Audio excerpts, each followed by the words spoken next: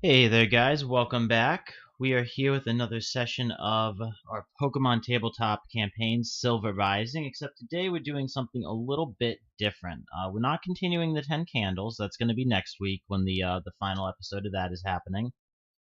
And the week after that we'll be getting back into, I believe, hopefully if everyone's here, our main campaign. This week we only have two of our players. We have Devil and we have Coat. Hey guys. Hi. So in terms of characters, that's Ashley and Alex. So we're going to be doing a one-shot campaign today, which is going to be a massive 2v2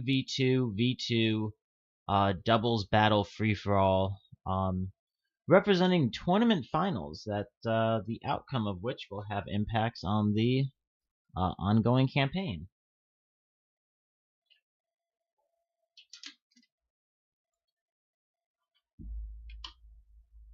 So, also I should probably mention, all of the trainers for this one-shot will be their current trainer level with their current trainer abilities. All of their Pokemon have been leveled up to 50 and evolved appropriately. And before this session, both Devilcore and Coatandhatguy did tell me which two Pokemon from their current team they would want to use in this level 50 free-for-all. Though they might have forgotten that since that was like 3 weeks ago. Oh, I remember.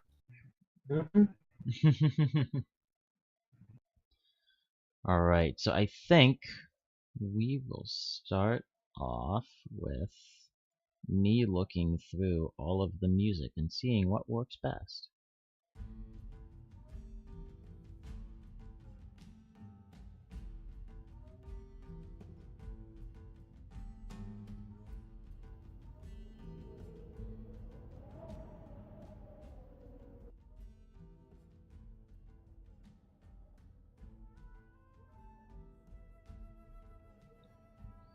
Okay. And I think we will start off with Ashley. We will start off with you. Okay. Ashley, you wake up in your bed in a room in your hotel in the city. Okay. If you guys look at the region map, you guys are currently in Cordona City. So, southeast. There we go. Thank you. You guys are currently in the Cordona City Coliseum, which is an area where trainers are able to go through a series of battles in order to try to come out victorious and earn prizes and riches.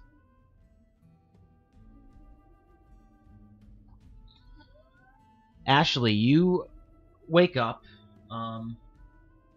feeling a little bit tired. Kind of the excitement from the day before hasn't really died down for you yet. You were in your semifinals match.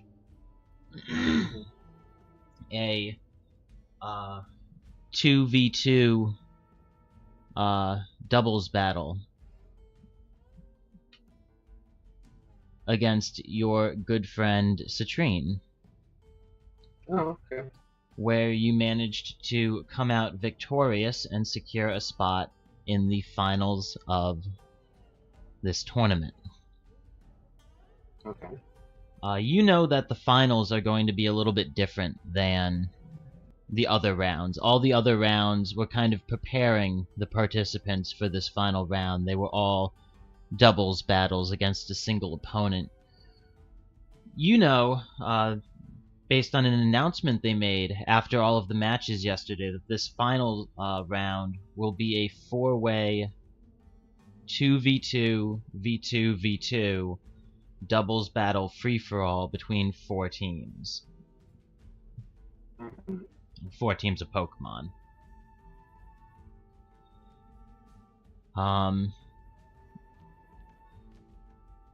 As you head out of your room, you are greeted in the hallway, heading down towards the cafeteria where they provide food for the participants. You are greeted by Alex, who also won his doubles battle yesterday against Terry and secured his spot in the finals. Oh, good morning. Okay, good morning. Did you hear about the news? There's gonna be like some royale battle. So The what excited. now? We're gonna fight each other. Yes, you also were there when they made this announcement. This was a large announcement after all of the matches finished. Oh, okay. Well, I guess I'm looking forward to it then. She nods her head and like smashes a fist into her open palm. It's like, yeah, so ready.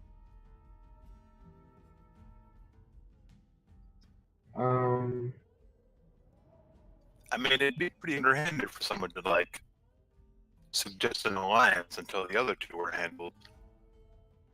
Or however many there are in the Battle Royale. I don't know, it's gonna be like a 100-person thing.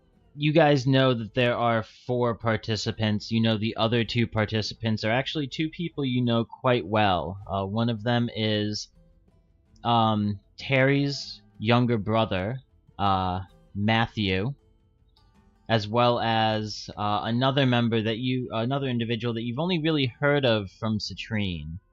You've never really spent a whole lot of time interacting with him. His name is James Stiller. He is also from Citrine's hometown. Mm-hmm. Oh. Well, last time I saw Maddie, he had a cable. If he has a Garchomp, I think we're gonna be in trouble. I'm not really that good with Pokemon, so I don't know what that is. But It's a flying jet shark dragon. oh, Did you just call it a flying jet shark dragon? That's what it is. I can't argue with that, oddly enough. I really can't. It's a little bit scary.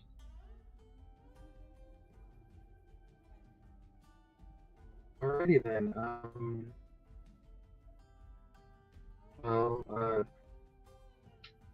Best of luck, and I guess hopefully we don't get attacked by both of them. I mean, this is just gonna be, you know, a tournament match, right? We're not getting our hands dirty. No.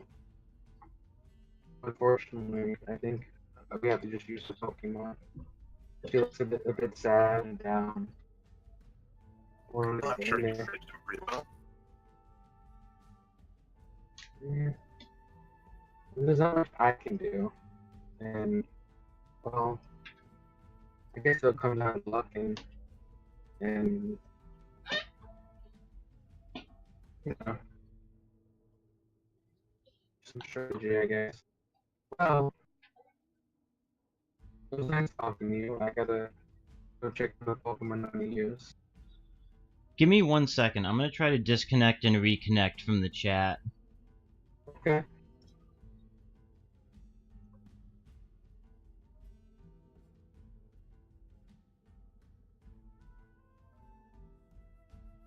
It work? Try saying something. Hello? Pretty good. Still a little bit staticky, but yeah, it's fine.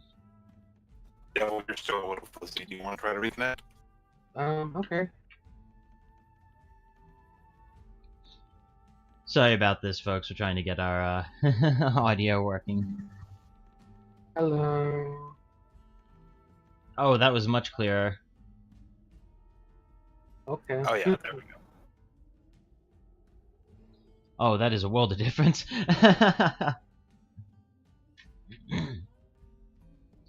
Alright, at this point, the two of you reach the cafeteria. It's nothing fancy. It's kind of what you would expect from a hotel breakfast. A little bit better, because it's a nicer hotel for a city event. But you get the feeling they're not spending too much money on you guys. This is an event that happens on a pretty regular basis.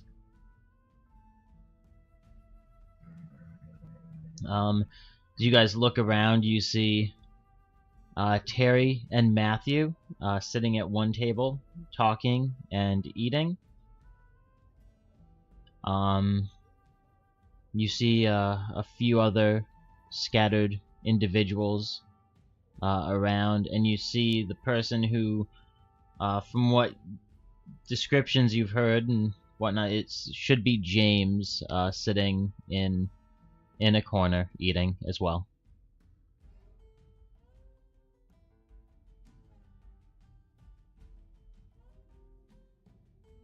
Alright, guys.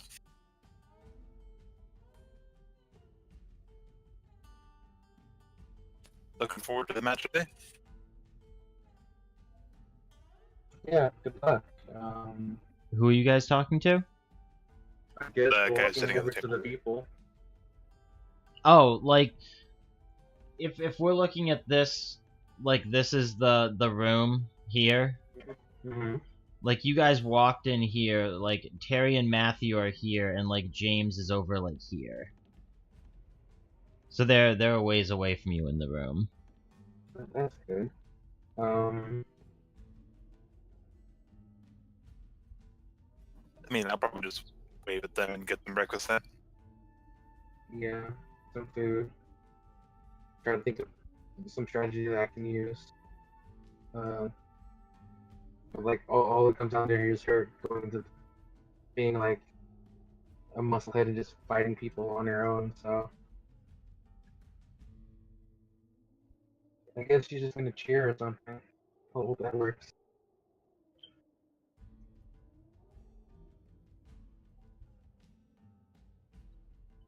Alright, well you guys sit down and eat your breakfast. Get a little bit of food into your stomachs, and then make your way over to the area where all of the competitors have been told to gather for the match. Mm-hmm. As you guys walk in, you guys see a young individual sitting at a table, looking over a couple pieces of paper, making a couple notes on one of them in his hand.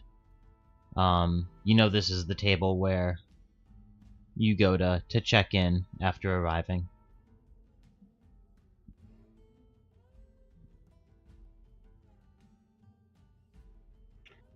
Okay.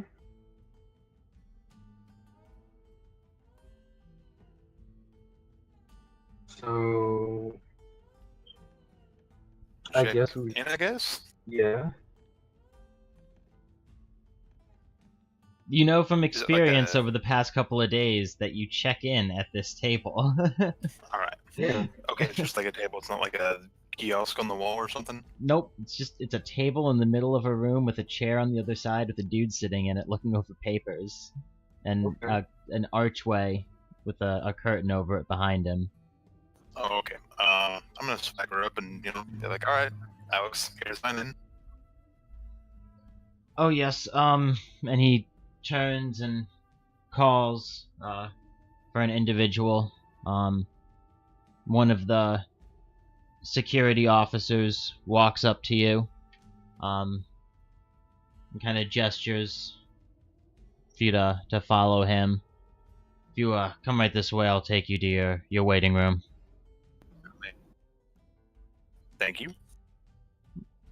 And he brings you to a small room with a slightly raised pedestal, raised maybe 4 or 5 inches off the ground in the center. It has kind of a think like theme park amusement ride gate style gate around on one part, where he he unlatches it and opens it and gestures for you to get on, and then latches it up behind you. The whole platform itself has a railing running around the entire thing, kind of made whole by this gate portion. There are a number of different monitors and controls that are kind of lined up on the surface of a couple of slanted, angled table faces on a couple portions of this circle. The guard starts to go through them with you, showing you the different monitors and controls and how they each work, explaining how to use them to switch what camera you're looking through and which angle of the battlefield you're seeing, as he tells you you will be isolated on a single podium for the duration of the match. Alright. That says up, down, camera movement, camera 1 through 5. Got it. Oh, just wait here. When the match is ready, they'll announce you, and you'll be brought out.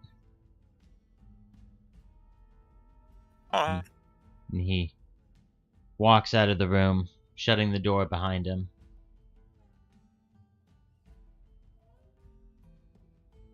So in the meantime, like, Ashley sees him walk off, and the guard, she goes like, "Oh, I have to go and talk to this person." Yep, Ashley, and you walk up to the table as well, checking in.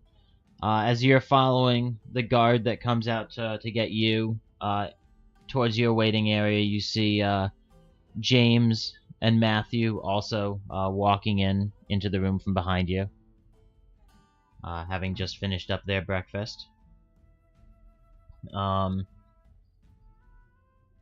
You get to your waiting room. It's pretty much the same as what I just described for Alex. The guard puts you onto the podium and explains how all of the controls work, and walks out. You guys wait a couple minutes. Lucky enough, she is not pathetic in technology, so she understands how to use these devices. And it's fine. Well, this is all going to work. We'll say for the purposes of the one shot, you understand how these work. Oh no, she's like, she has her own training, so it's fine. She grasps it. Yeah, I'm not gonna. You have a tech ed of 2. Alex, what is your tech ed? 1. Yeah. I'm not gonna make you guys roll to figure out how to understand these controls. If your character doesn't understand the controls, you can't give orders to your Pokemon in combat. Like, just you guys understand how they work. Okay. After a couple minutes pass, all of the screens and the controls in front of you start to flicker to life. There's a light hum around you as the screens start to pop up with different cameras showing what looks like almost a miniaturized suburban area with a strange tower in the middle, going up 4 or 5 stories in total. It shows you a park, a couple of buildings, a couple of little areas where it looks like it would, if it were in the real world, it might naturally continue on. A small stream and gutter system running through with some standing water. You can't quite tell how deep it is.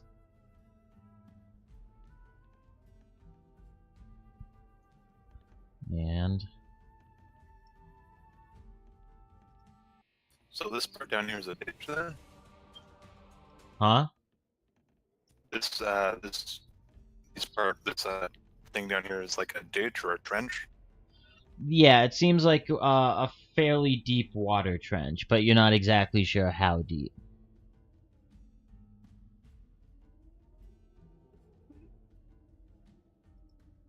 Okay. Let's see. She has. Okay.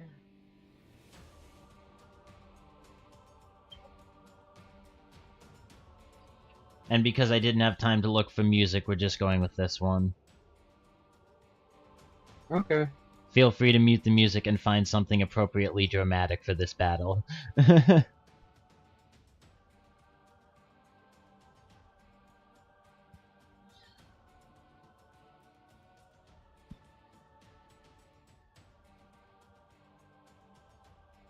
This is fine. Jeez, I'm trying to find a good audio point for it. Whatever. Not gonna worry about it anymore. Okay. As all of these consoles are humming to life, kind of giving you a general feel for the arena, the pedestal you're on, both of you, begins to shake. And it begins to slowly rise upwards as the ceiling on the top of the room where you were kind of opens up and the pedestal rises up out of it as you guys find yourself at different points around the arena. Mm-hmm. Alex, Mm-hmm. you find yourself overlooking a park and a building with the tower in the distance behind them. All right. Jesus. There we go. How many times can I roll 1 in a row? Ashley, Mm-hmm. you find yourself overlooking a small kind of corner area and a large open space leading down towards a water trench and the tower, with your view over this direction, your physical view of this direction, not including the cameras, blocked by a large building. Mm-hmm. Okay. Through your cameras, and Alex, you can see this off in the distance. Mm-hmm. You see James rising up from that platform. And Ashley, you can see this off in the distance.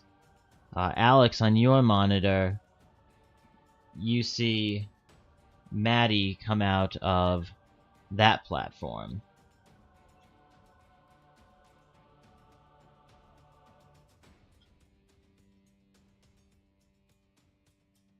Mm-hmm. All right, guys, let's have a good match. Just thinking like we're best to throw some Pokemon.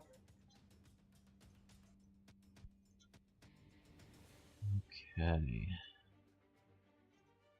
Get everything open up here. Good.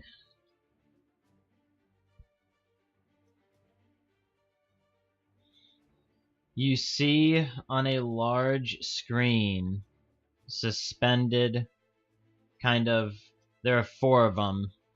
And I guess I'll describe it a little bit more, but looking out, like outwards, like behind you all, you see a large,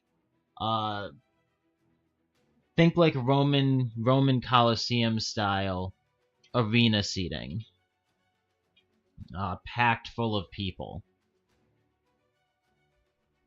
The actual area that you're in, surrounded by this kind of translucent dome that seems to be dampening the vast majority of the noise.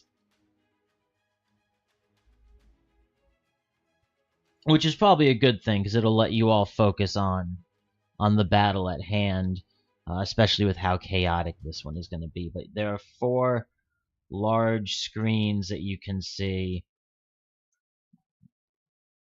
put up, projecting different angles of the battlefield for the audience to see. You guys see up on the screens, they begin to count down. First a 3, then a 2, then a 1, followed by begin. You both, having experienced the battles leading up to this point, know that this is the symbol to send out your Pokemon. And from what you can see, it looks like you can send out your Pokemon anywhere that is immediately adjacent to the wall near where you're starting.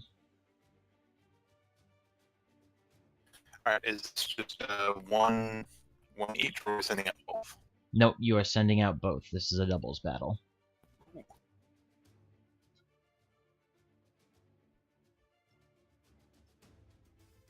Ooh. This is...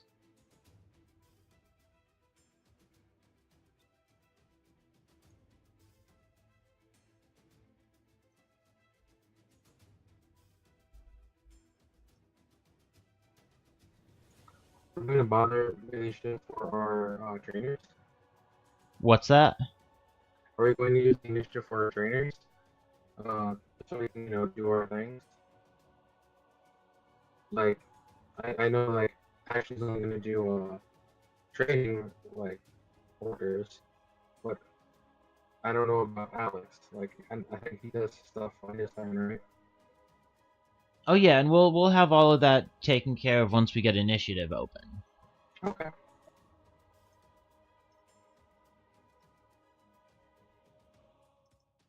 And this one is...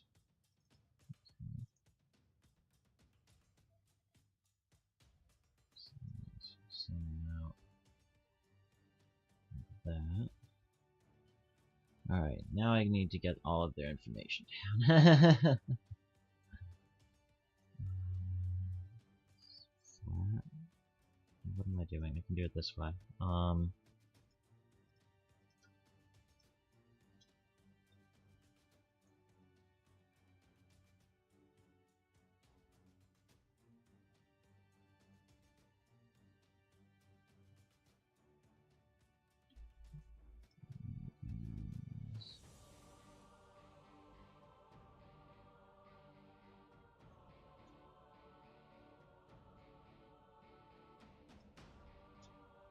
Oh boy, that's scary. What's up? I just saw the Pokemon at the bottom of the screen. Yeah, I am sorry about you, buddy. I don't know, I don't think either of you are at a horrible disadvantage.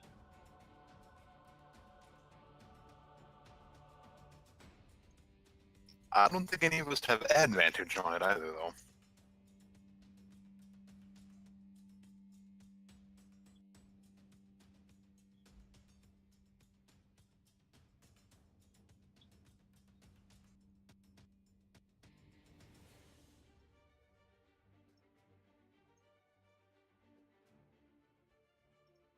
Okay, and let me set up your Pokemon's tokens as well.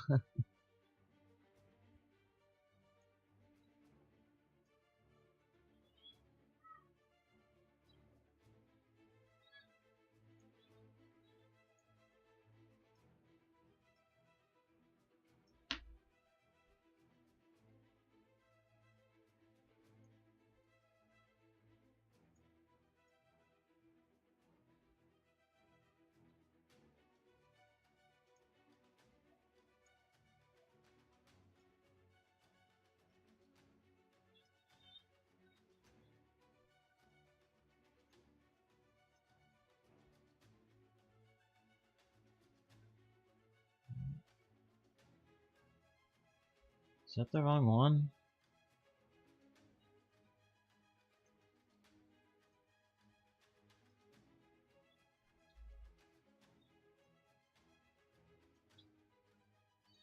That has to be the wrong one.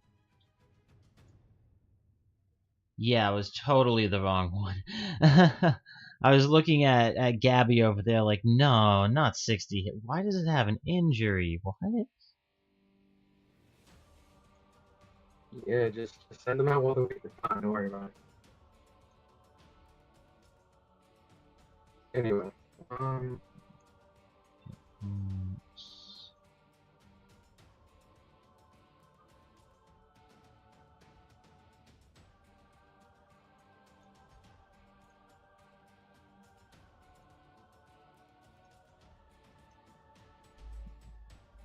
There you go. All the tokens are set up. Thank you. thank you. Alright.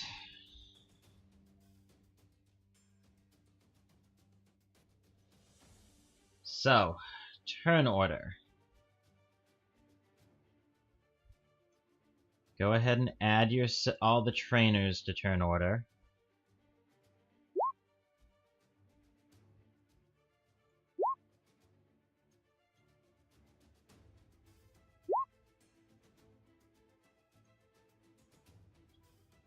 Oh, that's the wrong button.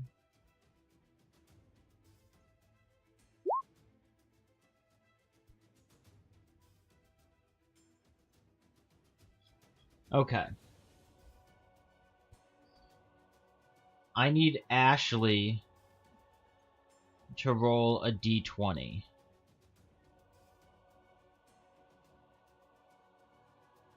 You got this.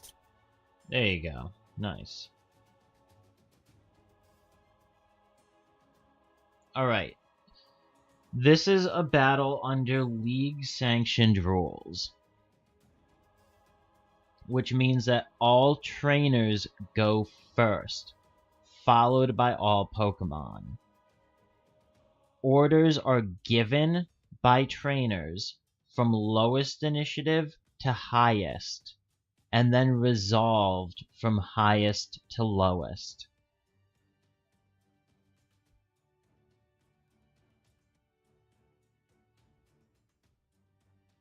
And the game does this so that people at a higher initiative can respond to people at a lower initiative, but still have their actions happen first, chronologically.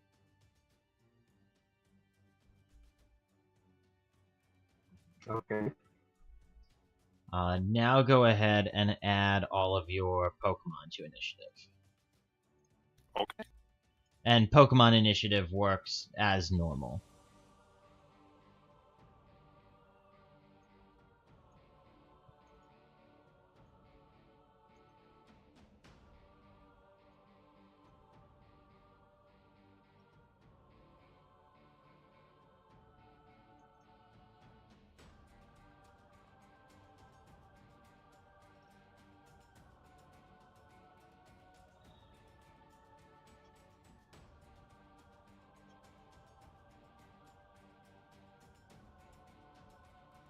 So did I beat the other kid, right?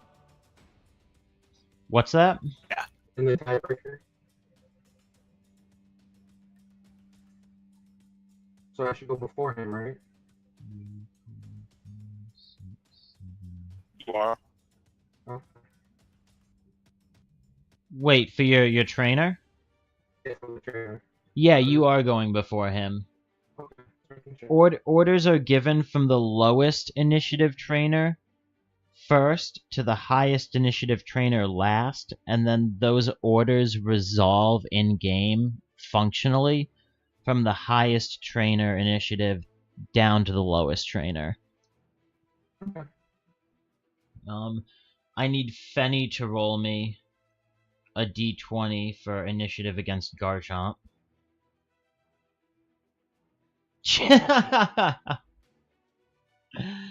I just cannot roll initiative for them.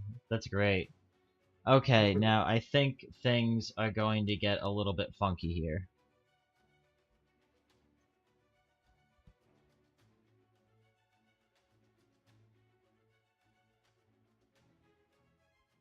Okay. Yeah. So, Gabby is not last. Kofagrigus is last in the turn order. Oh. Kofagrigus has an ability called Stall. It is a static ability in a round's queue. A Pokemon with Stall is always last. If a Pokemon goes to the end of the queue, the Pokemon with Stall is still the last to move.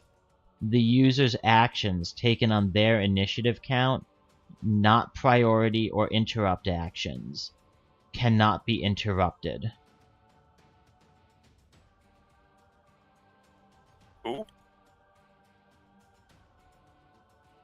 So Kofagrigus always goes dead last in the turn order, but you cannot interrupt moves he makes on his turn with things like Protect or Detect or like Intercept or any of that stuff. Okay. Kofagrigus is a very interesting Pokemon. And yes, I should probably tell you who you see everyone send out. Ashley, you have sent out your Butterfree and your Delphox. Yes. Alex, you have sent out your Stunfisk and your Raticate.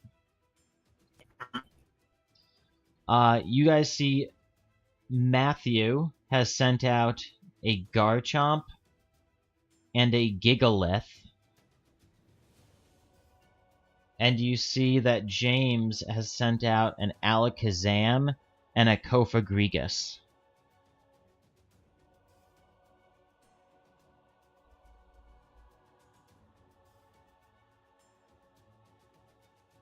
So Matthew is up first. I do apologize, my first turns with both of these trainers will probably be slow as I remember for the first time in like a month and a half what they can actually do.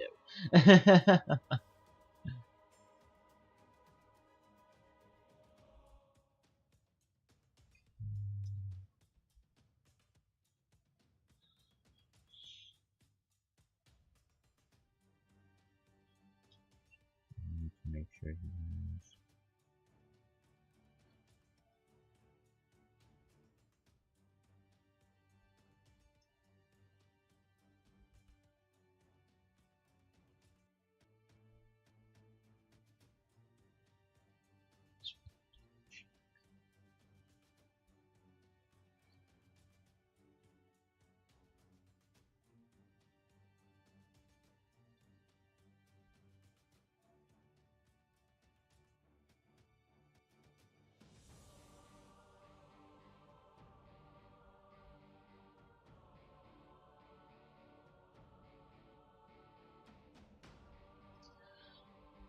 Matthew is going to give no orders on this turn.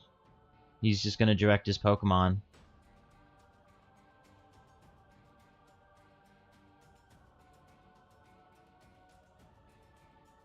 I'm just gonna direct my Pokemon as well, since like there's nothing I can really do with no theory nearby now.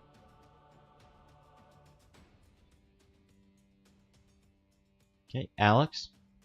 I will give Inspire Training to each of them.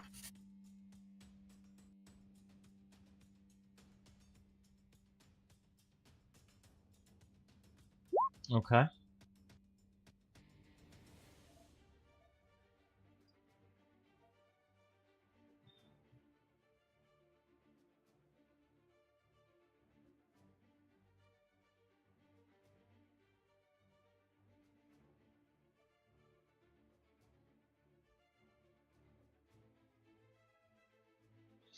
Okay, James is also going to give inspired training to both of his Pokemon.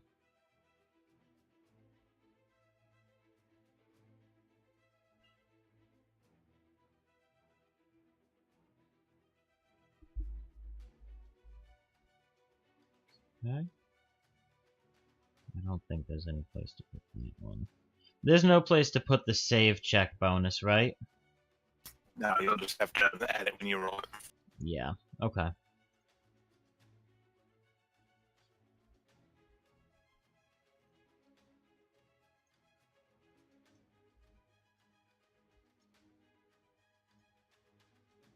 Okay. Alakazam is up first.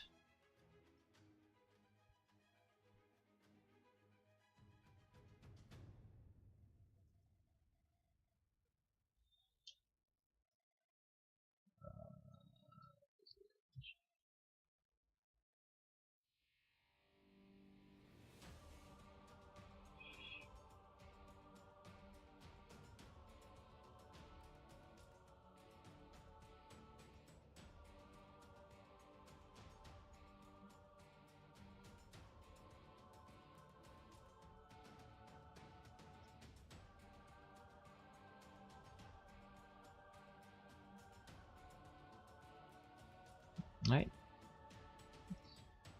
On your cameras, you watch Alakazam maneuver into the house.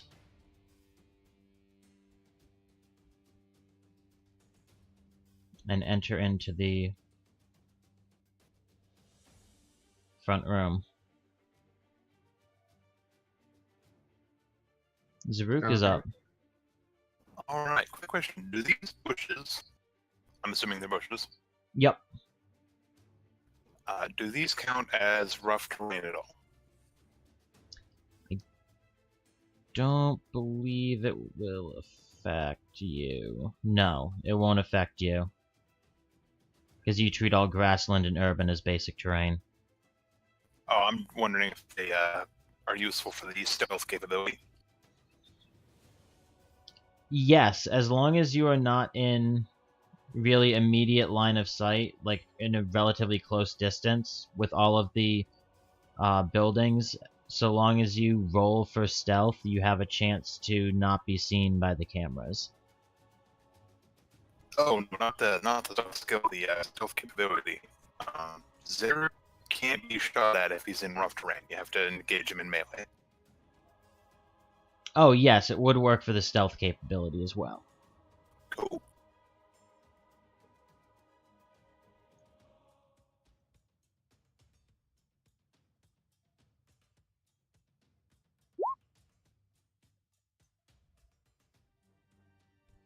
Okay.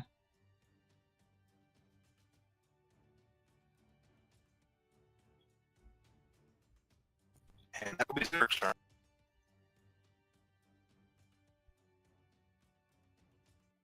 Alright, Fenny is up. So Freddy is going to be worked up a little bit, and then we're going to use their special ability as a standard action to create wisps of fire that just floats around them.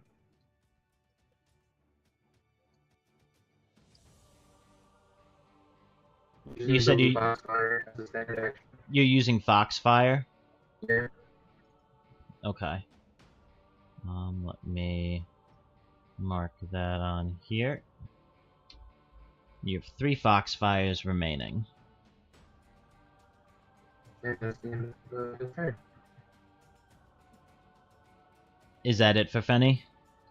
I don't think they can do anything else.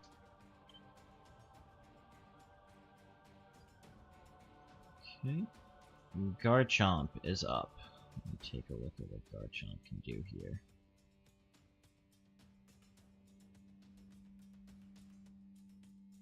Okay.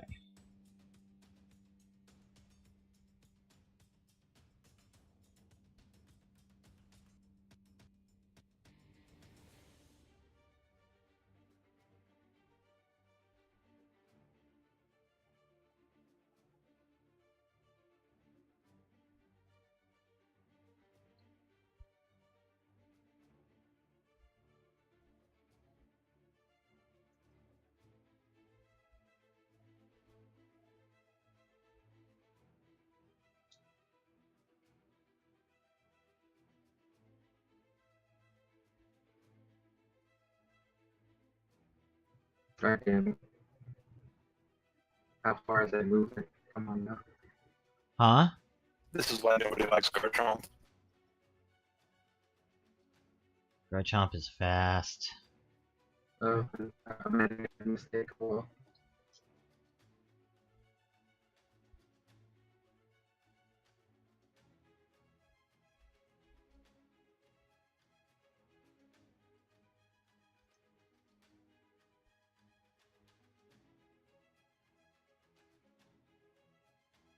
What?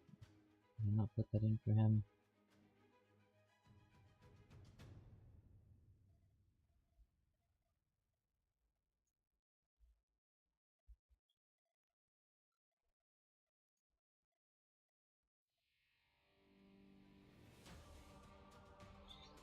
Alright, Garchomp is gonna move just up to the edge of the trench.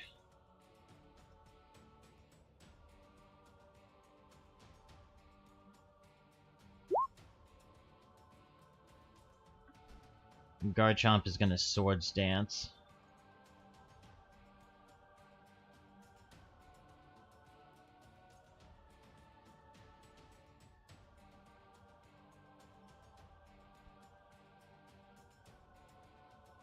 Butterfree is up. so Butterfree's gonna use Quiver Dance up their combat stages up by one.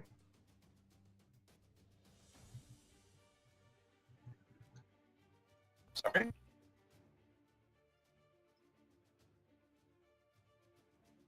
Yeah, what was that? We're gonna use the thing that lets them up their combat stages up by one. The Quiver Dance. You're gonna use Quiver Dance? Yeah. Okay.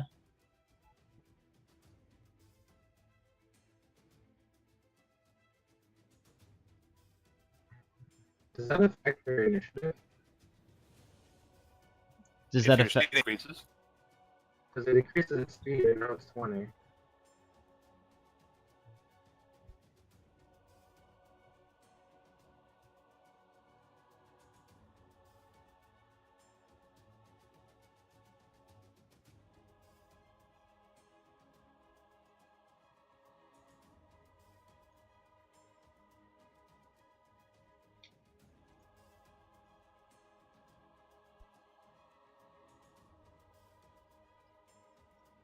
Yeah, that'll increase your initiative.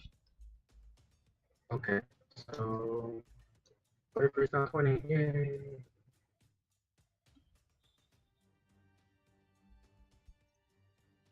Okay. And, Was that it for Butterfree? I believe Or was it gonna only move at all? they're going to stay put. And that's all that they're gonna do. There's no one near them right now. Okay. Gigalith is up.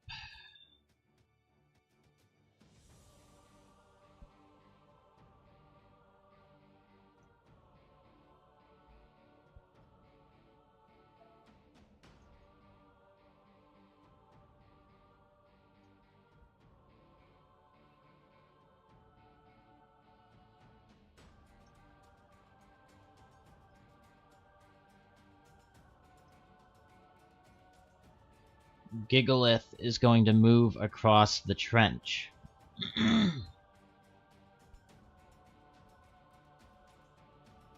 Can I have both of you make me perception checks? the trainers? Yes.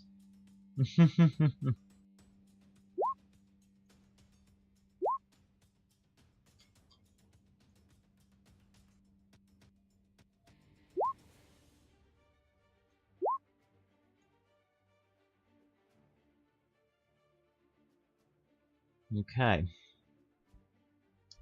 All of you seem to notice this, but as Gigalith swims across the canal, a light green aura seems to hover just around its body, and then vanishes when it climbs out the other side.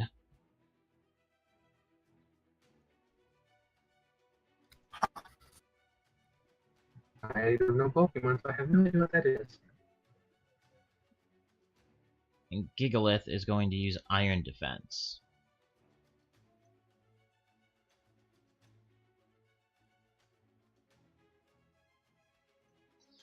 Gabby's turn.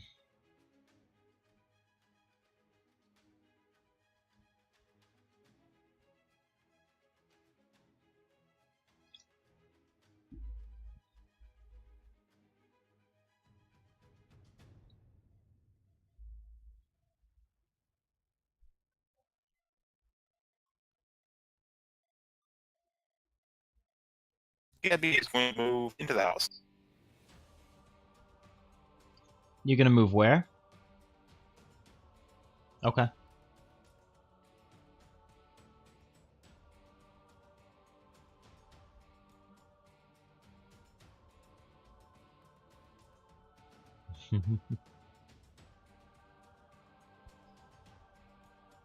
Anything else?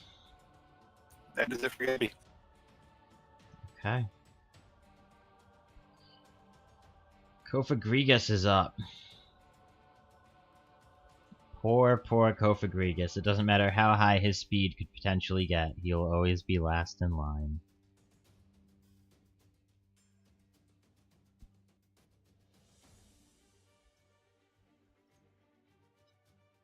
As he proceeds to levitate off the ground. 3 meters.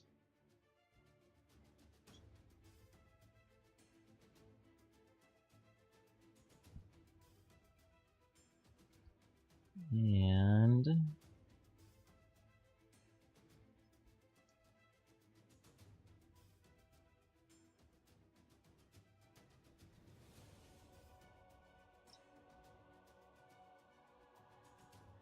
float forward a little bit more.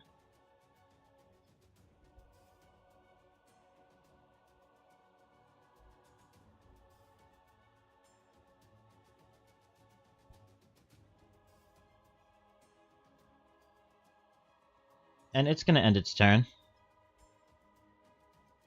And we are back up to the top of the round. So give me 1 quick second here.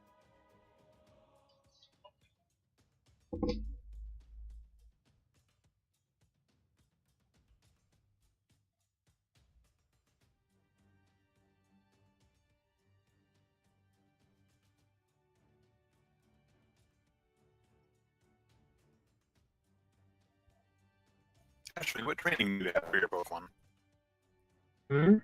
Oh, I have focus trainer. So they get +1 accuracy and Okay. +2 to skill checks. Oh, remember, you can use that as an orders to double up on the effect. I know.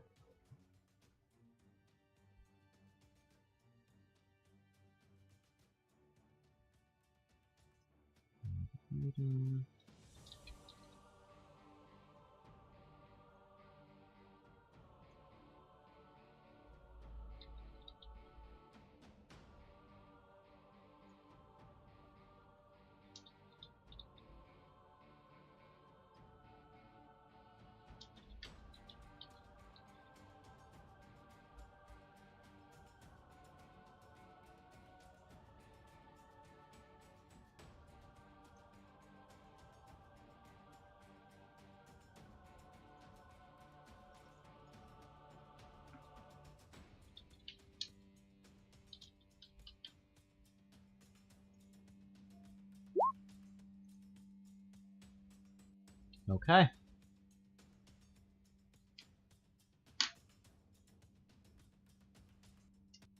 It is the next round. I don't think I rolled anything. Okay. Let me see here. What is Maddie gonna do?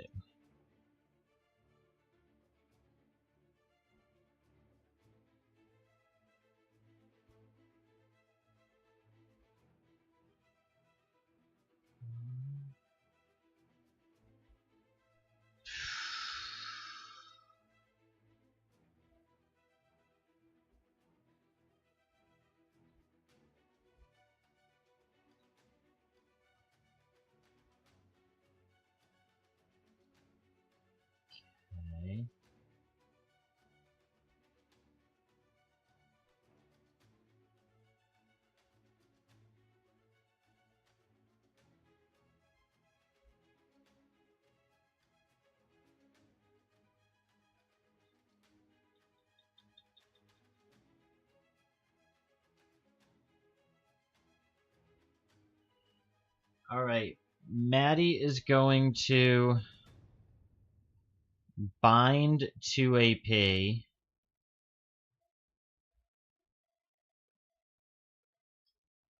And then spend 1 AP.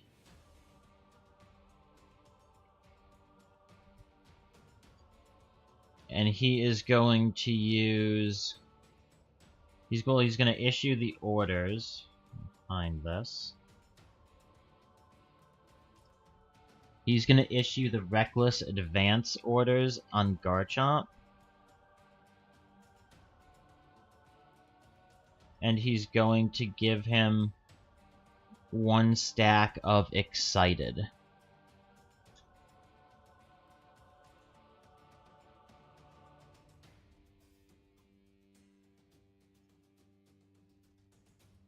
And then I believe that is it. Yeah, that's it for Maddie.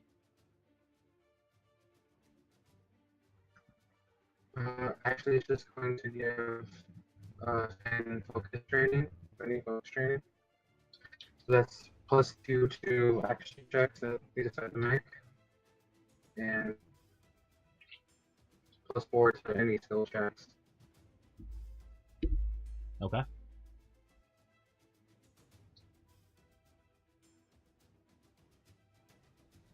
So, do we have the ability to issue commands to both our dudes at the same time? Yes. Okay, so I can still use Commander's Voice twice then? Yes. Alright, I'll be giving Bruno and Inspire training to both then. Okay.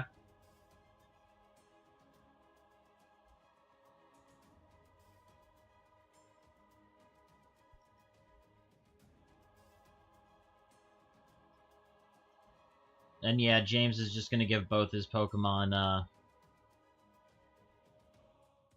Inspire training again.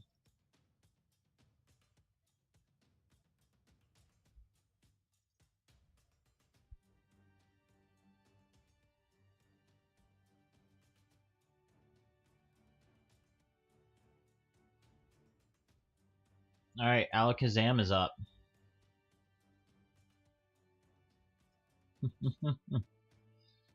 Alakazam is gonna move over 1 space.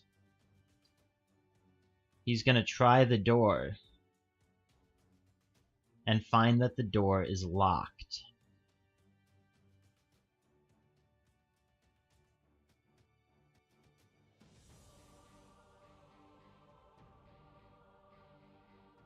He's also going to find that the back door is locked.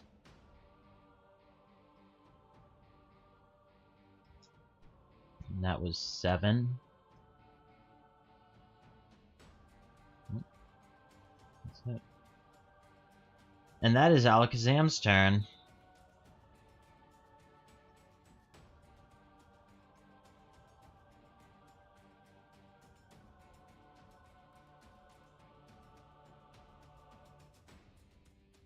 Okay, Xeric is going to pull back a bit then.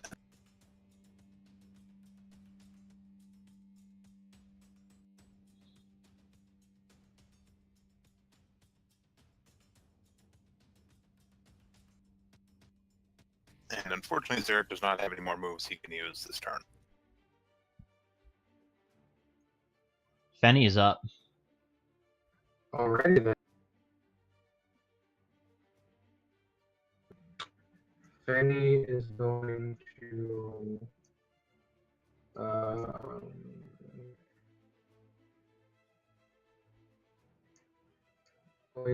use 1 use of Sunny Day.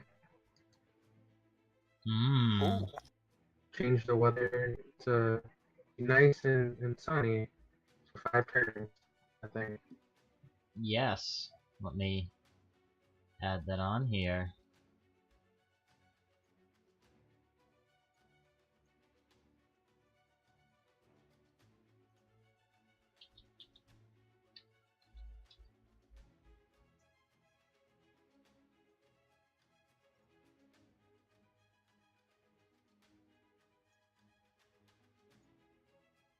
and then they're going to move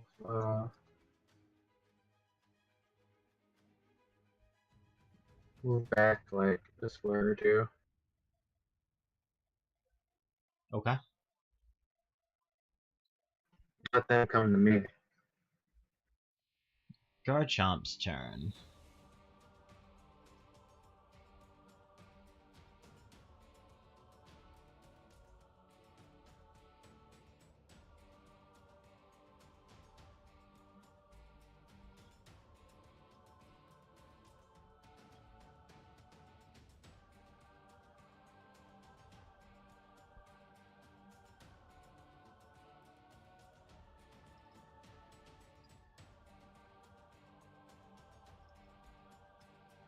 That too.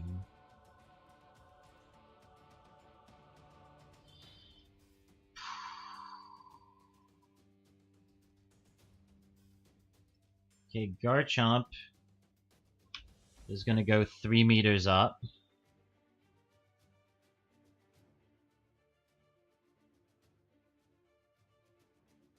Like vertically?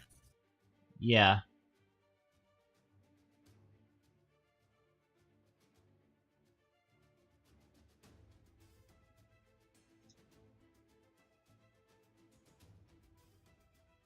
And fly across the water.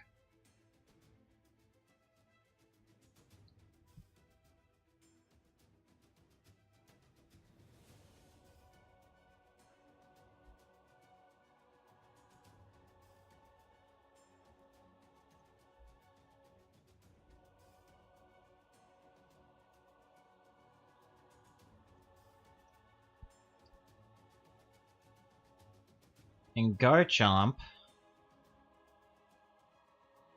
is going to use Sandstorm.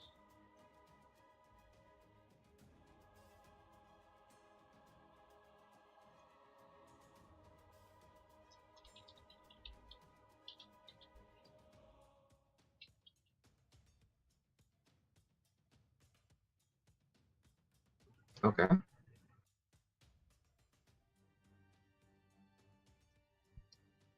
And Butterfree's turn. Butterfree loses a tick of HP, right? Yes, 1 tick. So there goes 11 HP.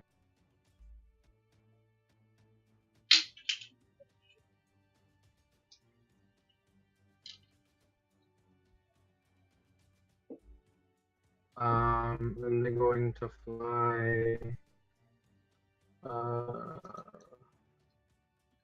Look at it this way. Forcing Garchomp to use other moves is keeping it from fighting.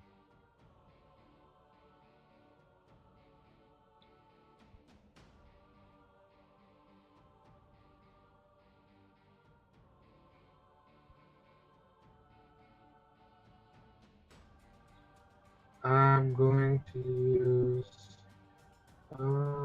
I could use Core Dance again just to boost my Counter stage of 1 more, and that'd be done. Say that one more time. Scene moves do have a cooldown like EOT do. Oh, it's just a C2. Butterfree. Quiver Dance. Scene 2. Yeah, you can use it again right away. I believe. Okay. But then you can't use it again for the scene. I know.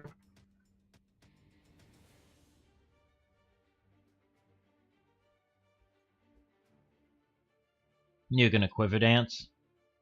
Yes. Okay. What does that move your initiative to? 23 speed. 23.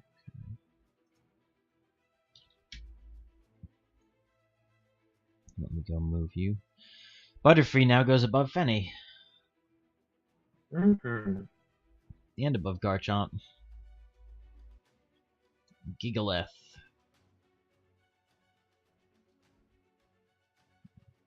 Big Pokemon. Really slow.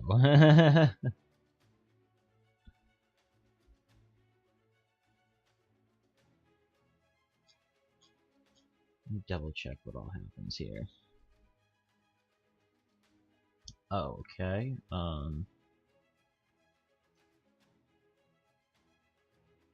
Which, yeah, does all of nothing.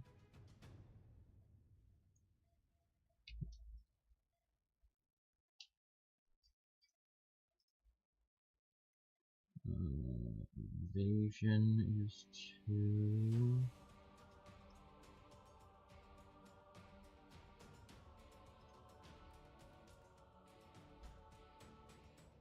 Okay. That I can do manually. Alright,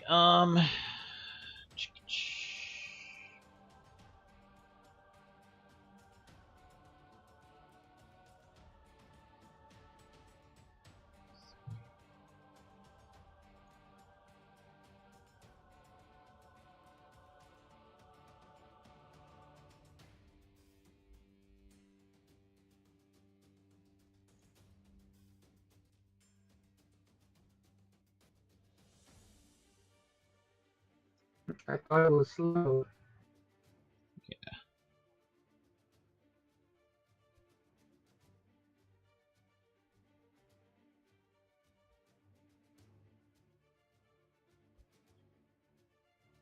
alright. Gigalith is going to use Stone Edge.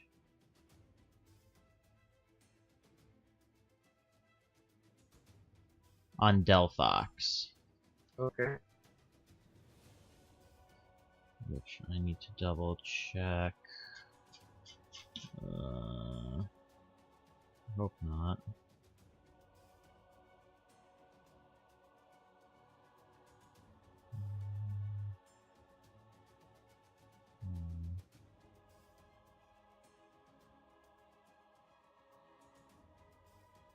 Okay.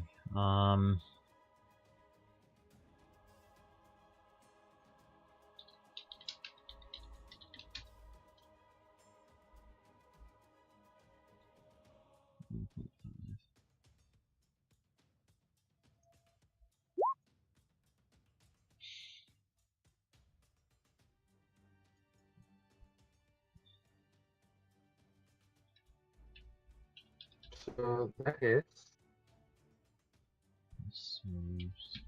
And what's your defense on Delphox?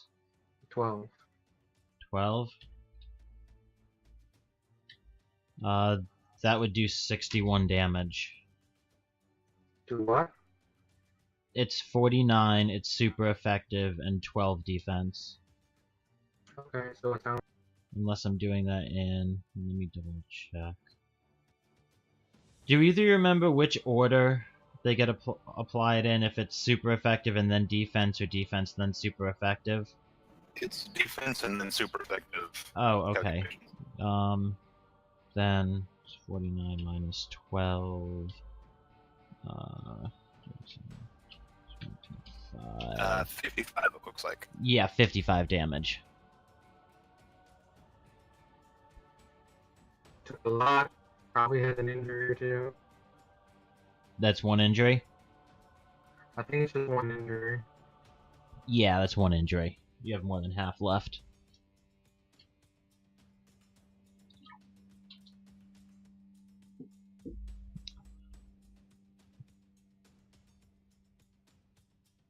Wait, that deals 5 more damage.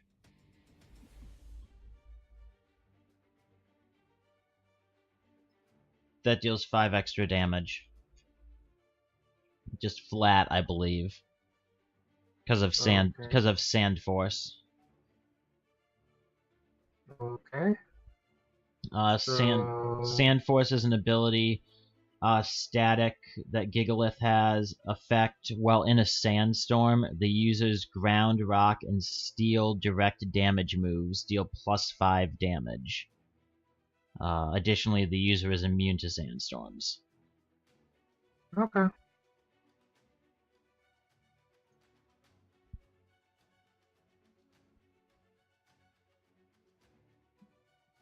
Gabby is up. So I think because of that, I take another injury. Do you? Oh, yeah. You would be at 3. Wait. I want to double check something here. Fenny, open up Fenny. There you are, Fenny.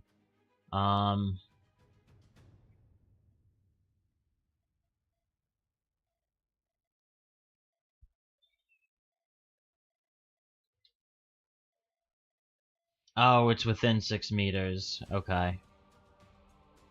Shoot. I thought it was a physical attack that triggered your Foxfire. Has to be closer than that. Yeah, it's 6 meters. Alright, Gabby is up.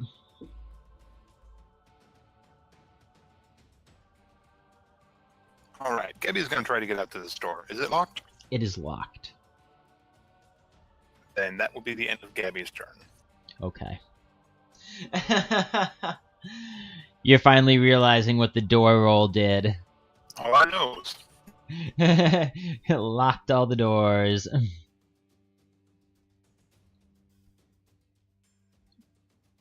Alright, and I don't think it would matter for Gabby, because I believe Gabby is part ground anyways, but Gabby is inside and therefore not affected by the sandstorm. Gabby is part ground. Yes.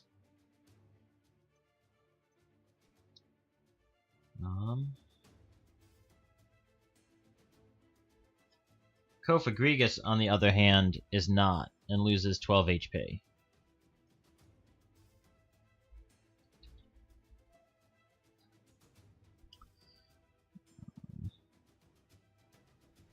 Yeah, that's his tick value.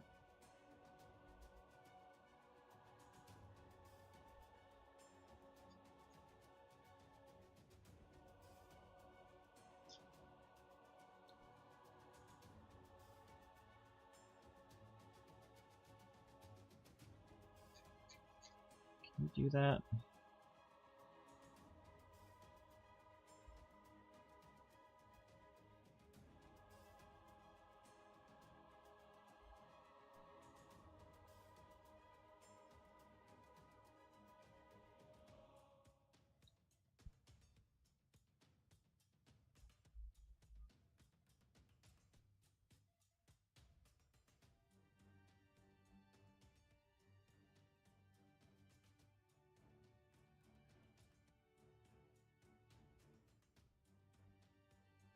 Okay, Kofagrigus is gonna take... yeah, he's gonna take a standard action to turn intangible.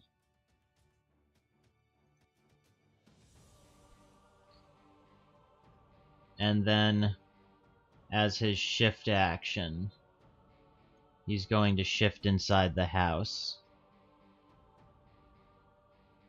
And at the end of his turn, he takes 1 tick of damage for being intangible, with phasing. And that's going to be his turn.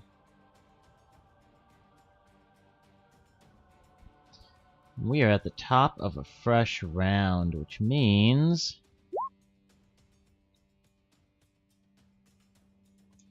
Tower.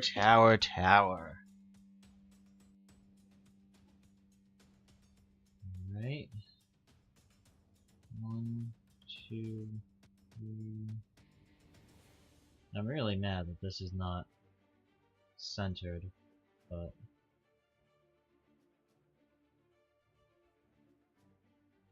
I think what we're gonna do is...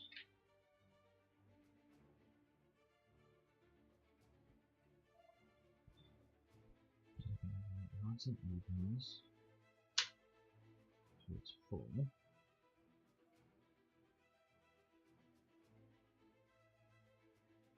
And we'll have 1 is that. Is that.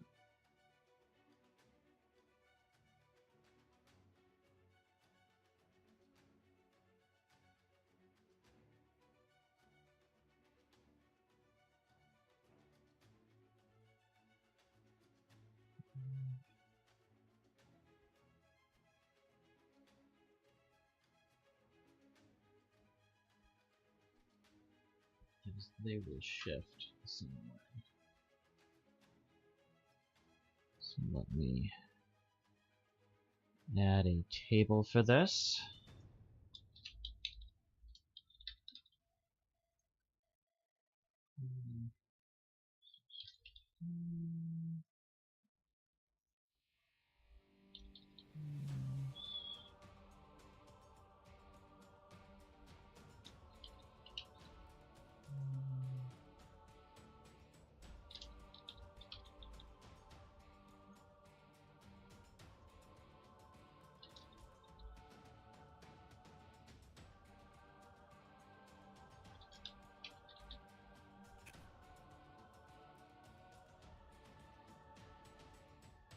Okay.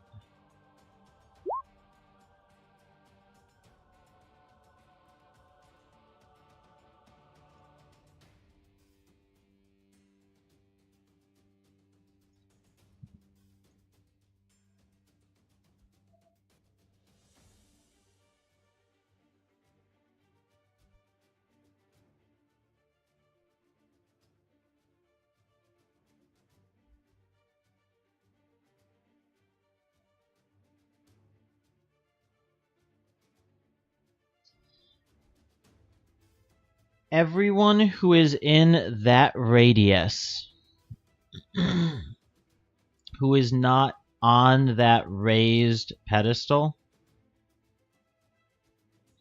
everyone who is at least is either within or is partially clipped by that line will be getting hit with this, okay? Yeah, okay. Okay.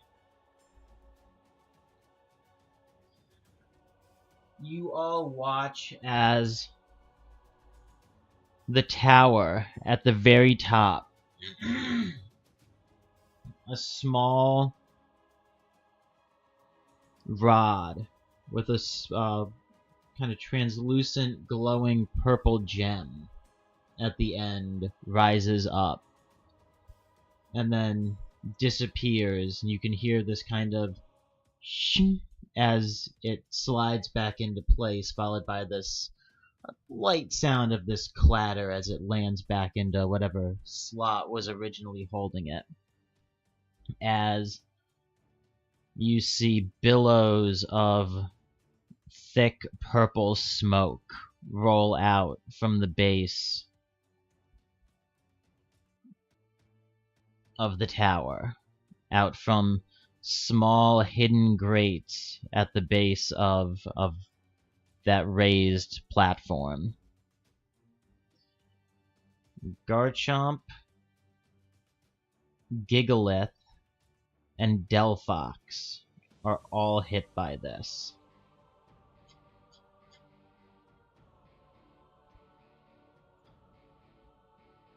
And just so you know what it is this is a base 8 poison attack.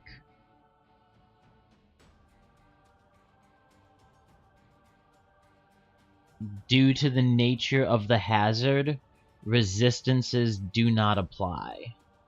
All Pokemon take the full damage. Oh.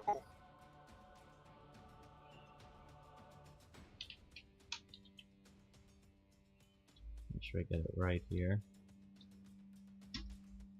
All Pokemon in range take 24 poison damage.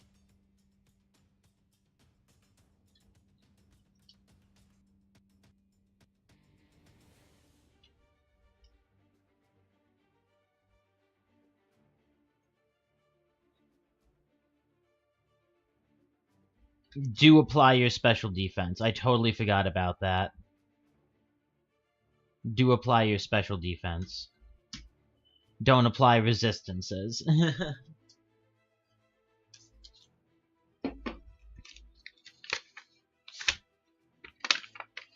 it is. Okay.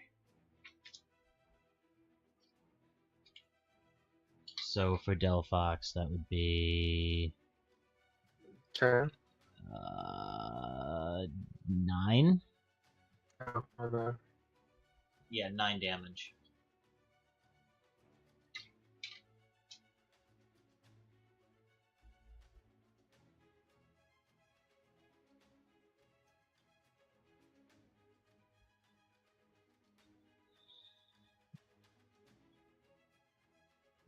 Alright. Maddie is up.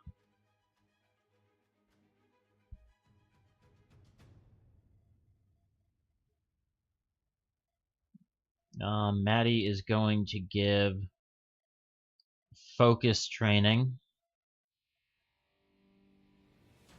to both of his Pokemon. And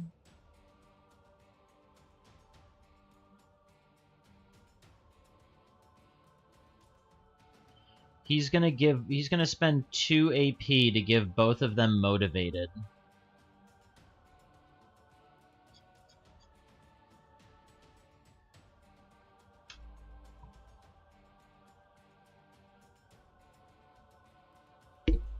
Which I need to pick something from motivated now.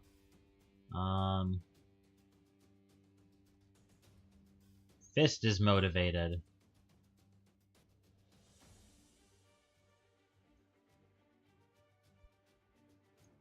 Ashley. She's gonna give both her Pokemon focus training, and that's it. Okay.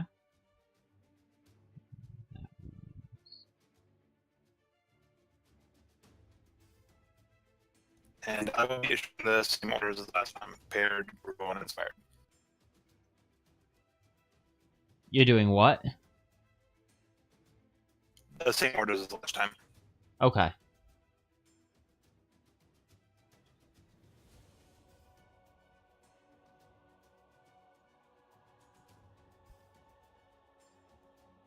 And James will again give both of his Pokemon inspired training. Alakazam is up.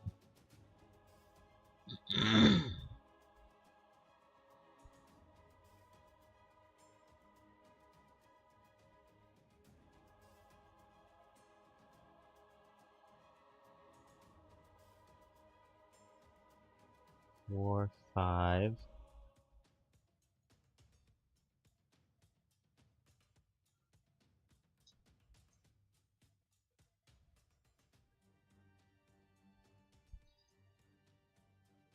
As you both watch on your screens, you see the screen that's showing where Alakazam is.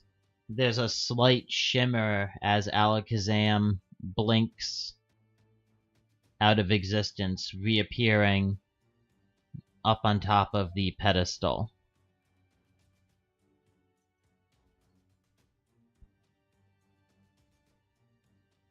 Oh.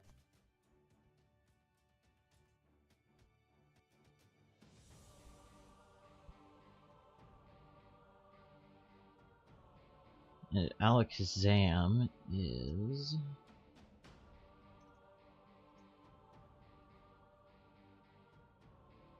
That's gonna hit. Alakazam is gonna use Psychic on Garchomp.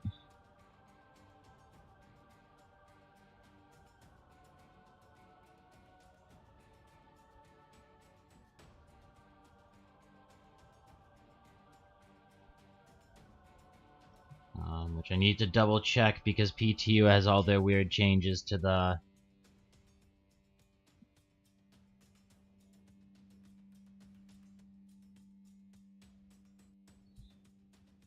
Yeah, they didn't add in any weird resistances.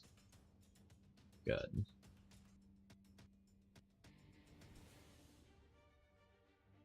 Don't forget. So that will be...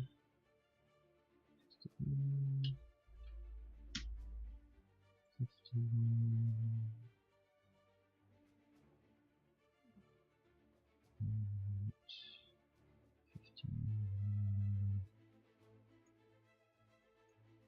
Garchomp is up to 1 injury.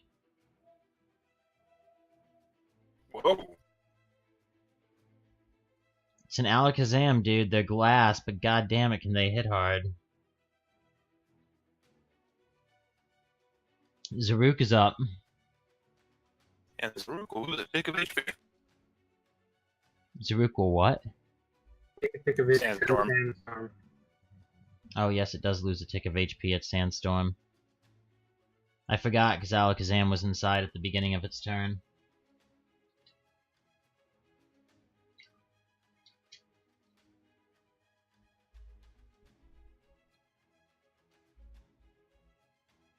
So how high is this platform? These are stairs. You can get up it, right? This is a 6-meter rise. Oh, It's 6 meters up. Since each movement square is 5 meters, I'm saying that to climb the stairs just counts as an extra meter. So going from here to here is 3 instead of 2. Just like going from here to here would be 2 instead of 1, if that makes sense. okay. Got it. It'd be difficult terrain on stairs. Yeah, nothing super complex. Okay. Just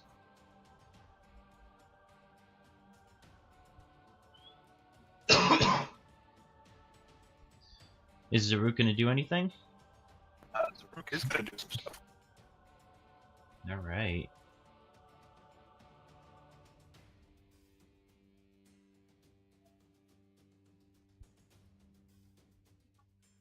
Oh, that's right. It is the beginning of a new round. Sandstorm is down to a 4-timer.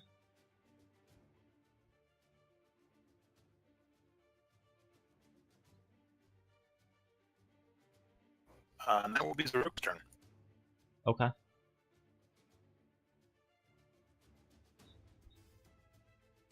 Butterfree is up. So, Arthur takes another HP. Yes.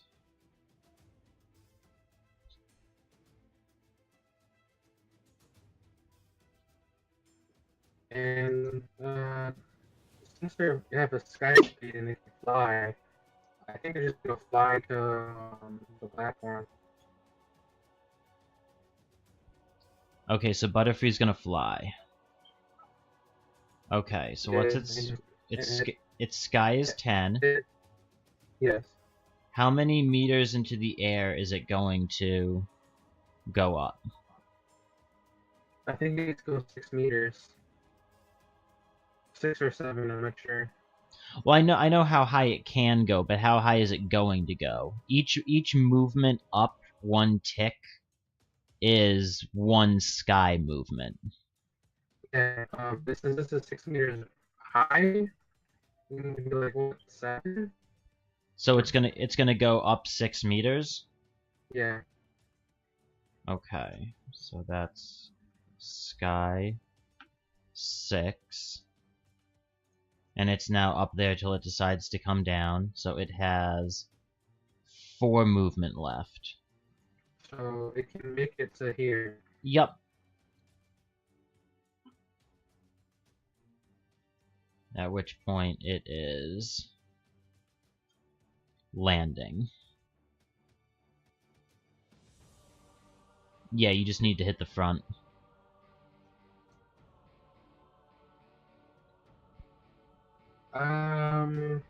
I think the only move that they can use right now would be psychic. Everything else is a cone. He's gonna use Psychic. Yeah, psychic on whatever this. Okay.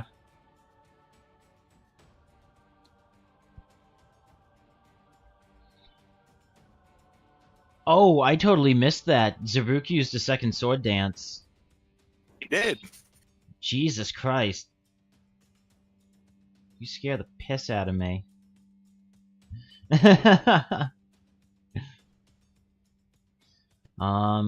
they're alright. pushed back 1 square. Yes, he does get pushed back 1 square. And,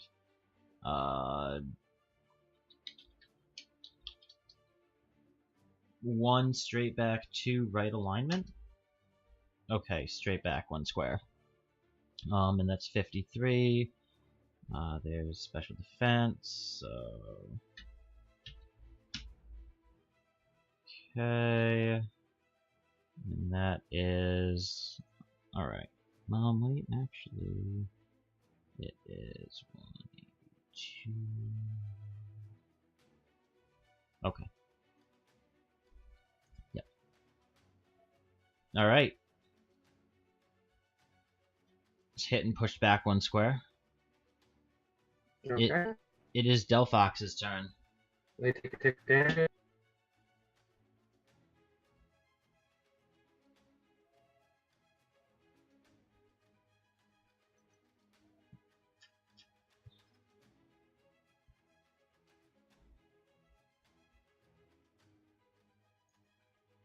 They are not looking too good. They have like 4 rounds if nothing hits them.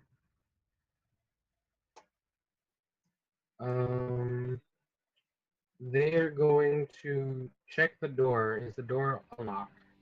So Fenny's gonna move over and check the door. Yeah. That's one. The door is unlocked. They're going to go inside. Okay.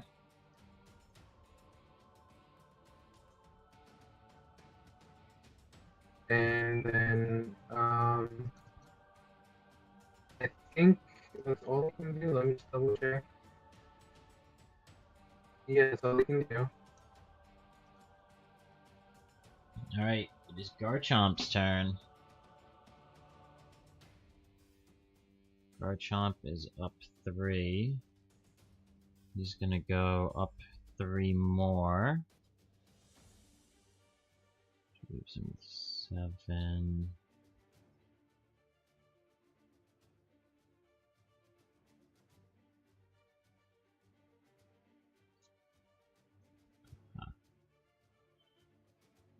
Garchomp is gonna fly up next to the Alakazam.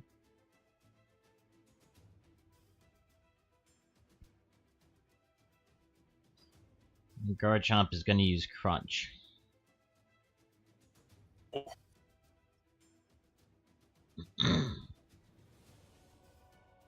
No, holds their defense one stage.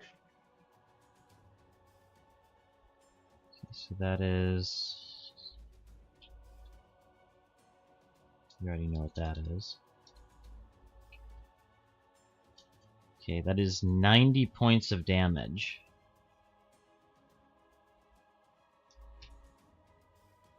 Alakazam, buddy, you gotta invest more than 5 defense points.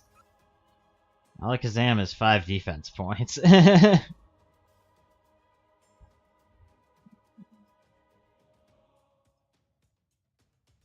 Alakazam seems to be on its last legs.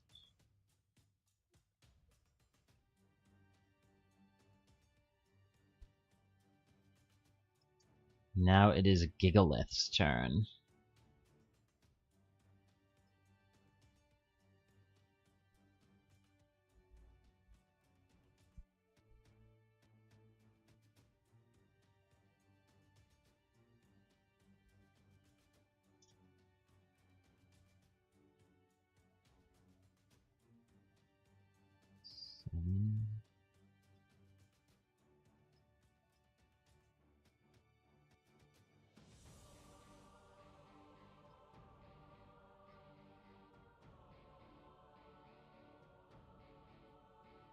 Wait, that can fly?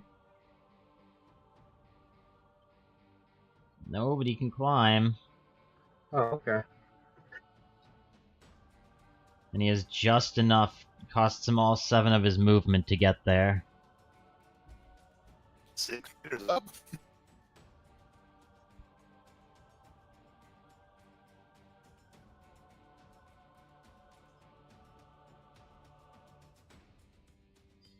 Okay, I need to remember what the 2 of these do.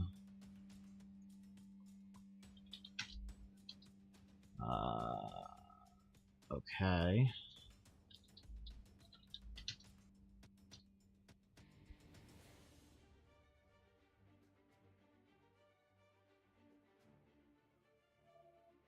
Okay. Jesus.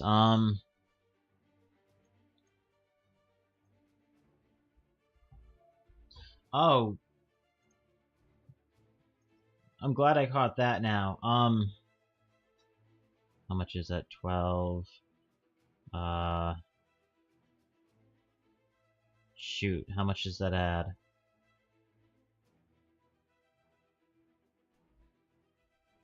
8. Okay.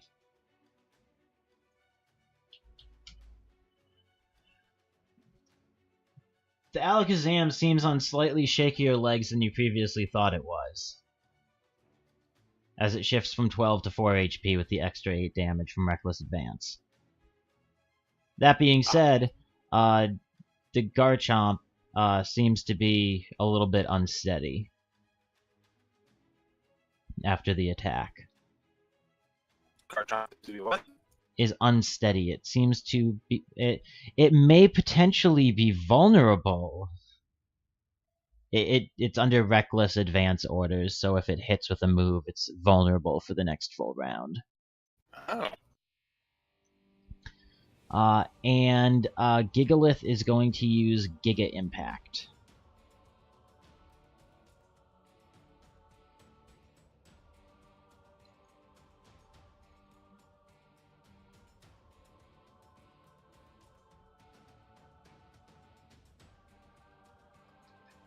It meets its AC. What's that?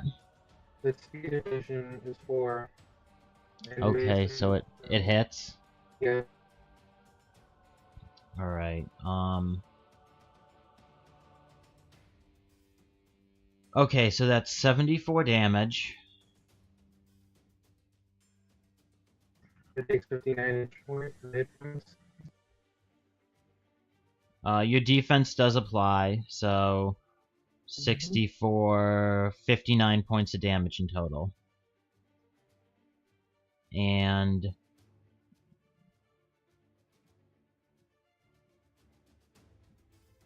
which one is going to act as it? We'll do this one.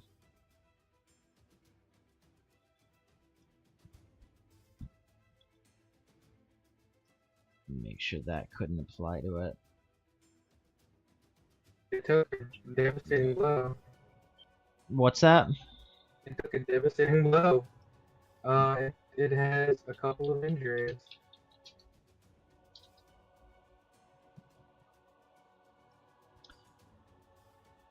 Yes, and Gigalith is now exhausted, which means he forfeits his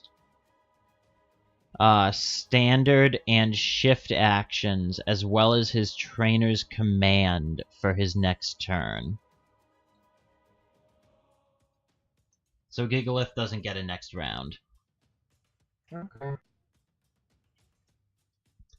Tis the drawback of those Giga Impact Hyper Beam moves. Gabby's turn. Gabby tries the door. The door opens.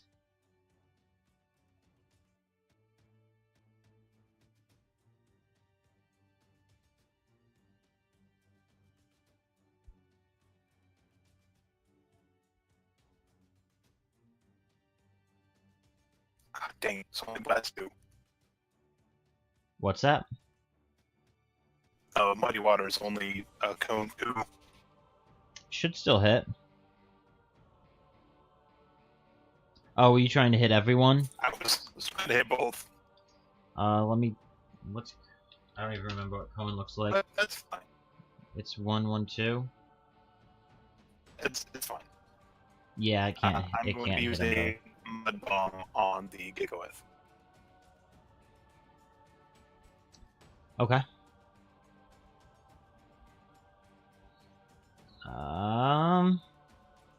What is Gigalith's special? No, that does not hit. Gigalith has a special evasion of 6. Yes, what? Gigalith has a special evasion of 6 and a physical evasion of 8. He is getting an additional +2 bonus due to being in a sandstorm from Sandvale. Right. Gigalith has Sandvale, Sandrush, and Sand Force. Right. Well, that's unfortunate. I mean, you're still relatively safe. He doesn't get a turn next round. So. You can still attack with opportunity, right? Kofagrigus is up. Let me double check how this works. I believe it's a shift. Yes. So he will go 1, 2, 3,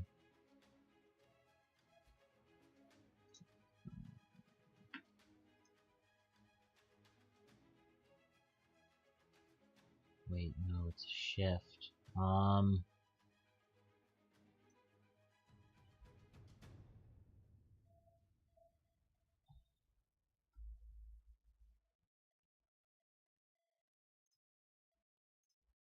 Coatandhatguy is going to become tangible again.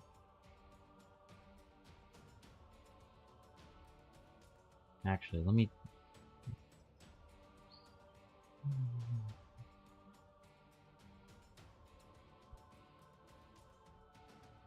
Yeah. So yeah, he's going to become tangible again. And then... I don't believe he has any moves.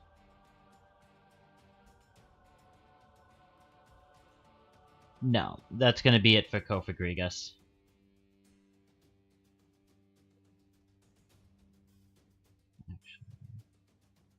No, I lied. He's going to stay intangible. He's going to do what I want. I was going to have him do it first. He's going to head out. He's going to go to the opposite side of Garchomp. And at the end of his turn, he's going to take 1 tick for being intangible.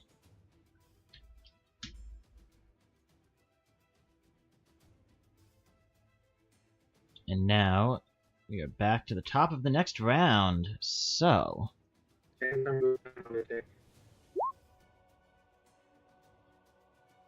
Doors. Sorry, Del Fox. Well,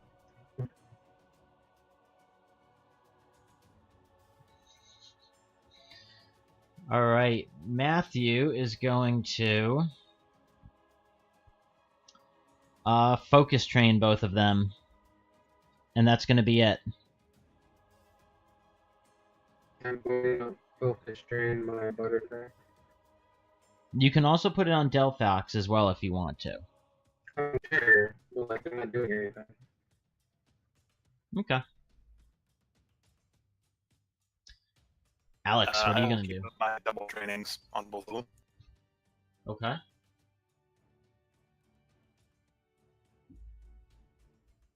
And James is going to keep his trainings up as well. Let me take a look here real quick.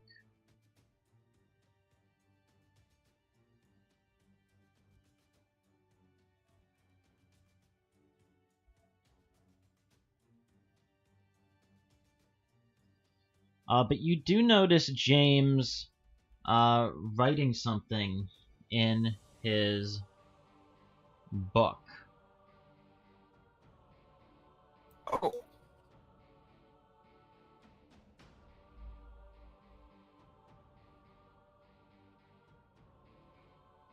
And that's going to be...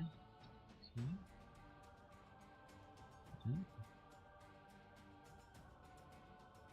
Where is it on this?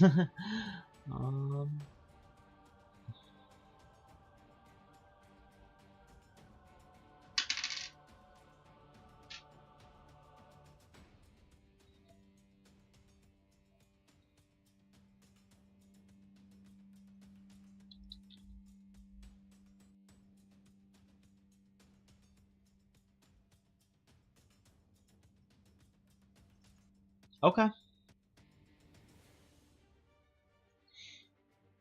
Yeah, you guys can see James pull out what seems like an old, large journal and open it and begin to write something in it.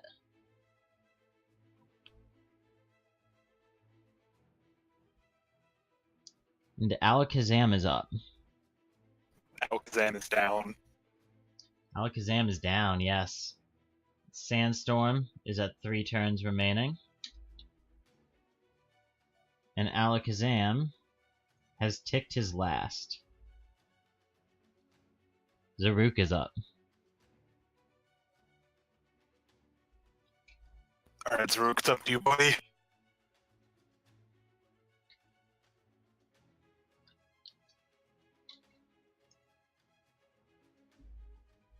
It's either going to work or fail terribly, and I'm spending an AP on the accuracy roll for this.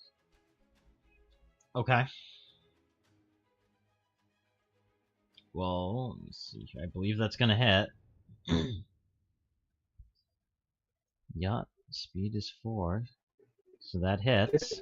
Did it crit because he gave it a bonus, or is it neutral? Okay. That's not a minor crit. I already factored in the +1. Okay, cool. But it did paralyze the Garchomp. It did paralyze him. Garchomp has just this long freaking list of icons above his head. Garchomp looks like a boss right now. Garchomp is kind of a boss.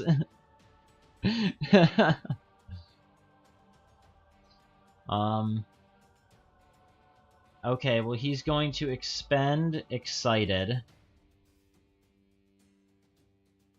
in order to reduce damage by 5. That's fair. Which means in total it's 79 minus 5 minus. Okay.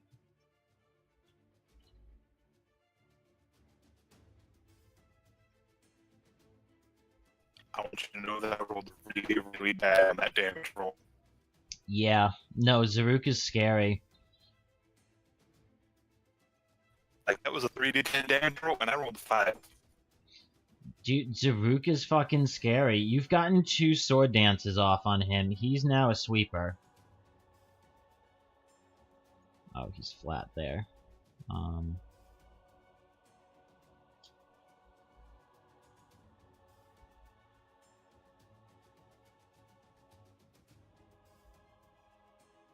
Anything else from Zaruk? Zaruk is going to intimidate Garchomp. That's -1. That is -1 to the attack stage. Alright, Garchomp is going to expend his Motivated to increase a combat stage that is below its default by +1. Alright. Also, I think his initiative has plummeted. I believe it has as well, but I need to actually remember to click on Paralyzed.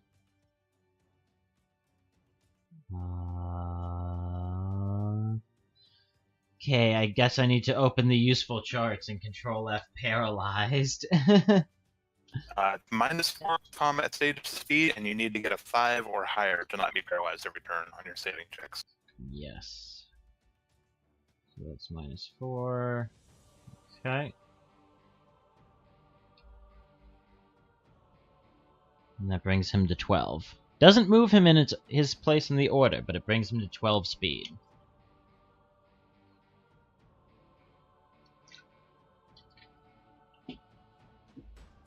Alright. Butterfree is up. You take up HP, and then you're going to shift 1 square out of the way, which means that You're gonna disengage? yeah. Yeah. And then they're going to use Roosts, which gives them half their maximum in HP back. Okay. And because you And lose... they lose. Yeah, because you lose your flying, I'm gonna say you're now 6 meters under. You're all the way down on floor level. Okay.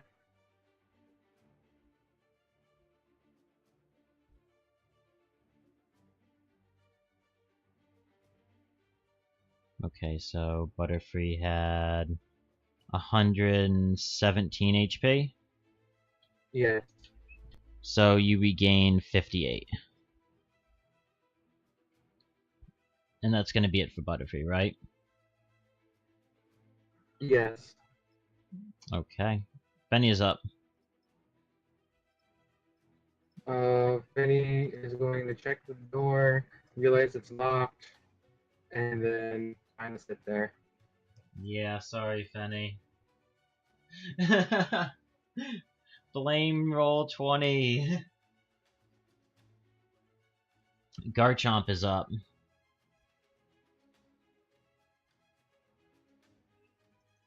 Alright. Oh, I totally forgot about this. You hit Garchomp with a physical attack, didn't you? Sure did. Take 1 tick of HP from Rough Skin.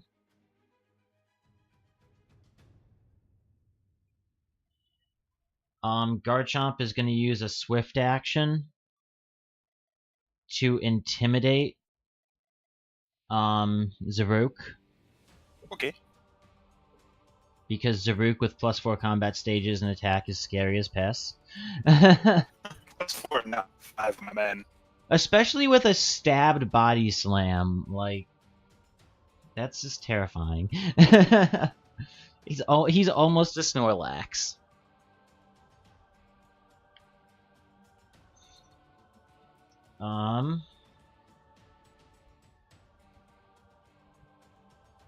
Yeah.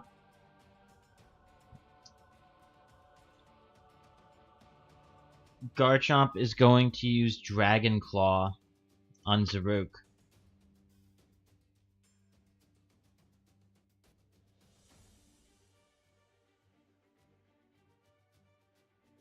Zaruch is down. Zaruch is down? Again, a couple ticks from Sandstorm and a couple ticks from Rough Skin, and yeah, Zaruch does not have a whole lot of HP. Zaruch has 67 HP right now. Oh no, you're right. He's gonna reduce his defense of 17. I was like, wait a second, Zaruch has like almost a full HP bar. This should not take him down. Like even if it is a stabbed Dragon Claw. Yeah, I rolled really bad on that. I rolled one natural 1. Okay, Zaruch is not down, but Zaruch has had a lot of injuries. Does it just make him stronger? Yes. Yeah. It does, as a matter of fact. Gigalith is up.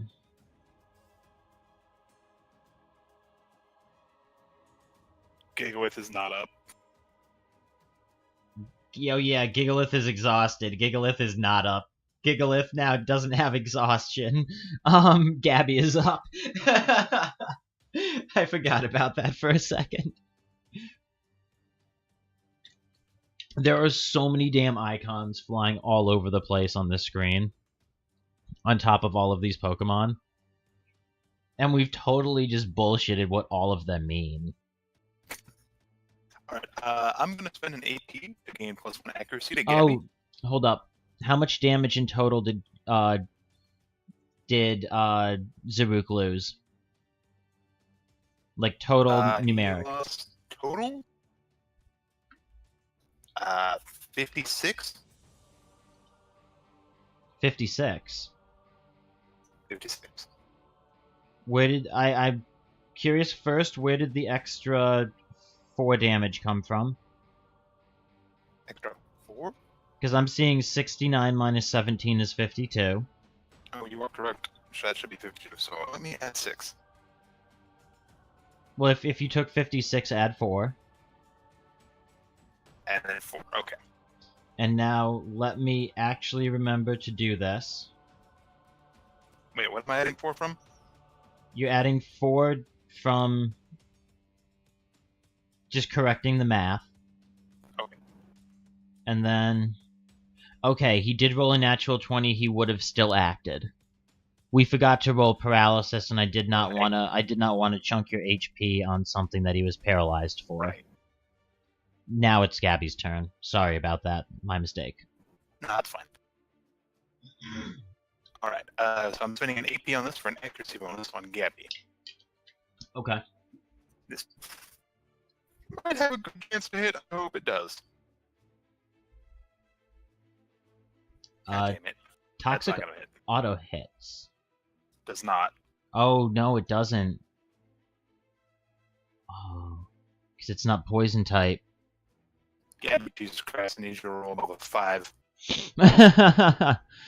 Yeah, that doesn't hit. That's bad.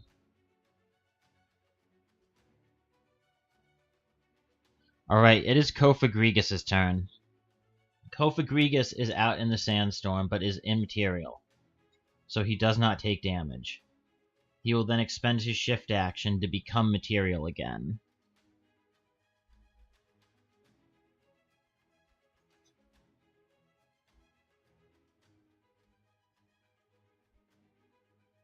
And Gigalith is paralyzed, correct?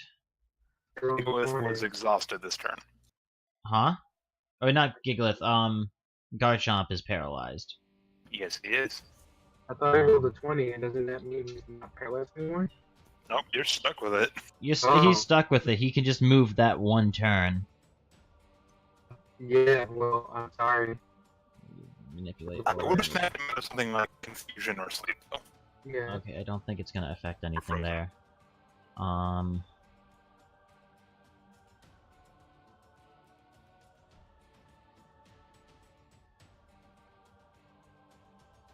Okay.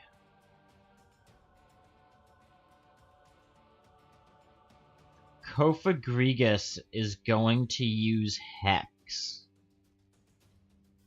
on Garchomp. Big damage.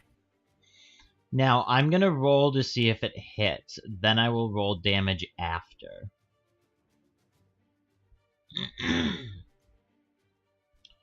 It does hit, I believe. Let me double check this, but I believe it will hit. Considering that he is vulnerable, yes. That special is 3, brings it to 5. 6, 7 from Sandvale. Yes, it does hit. Okay. I will roll damage for this separately. This Damage is 15. Oof. Nope. It's stab. Yeah, 15. Damage base 15. Because it has a status effect. That is 4d10 plus 20.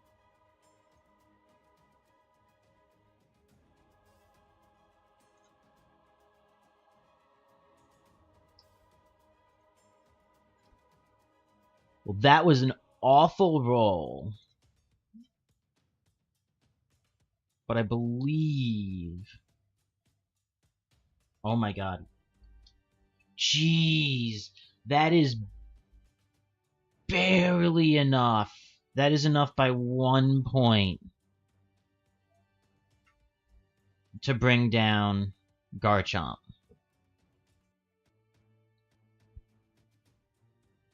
Now, I'm going to be taking notes here.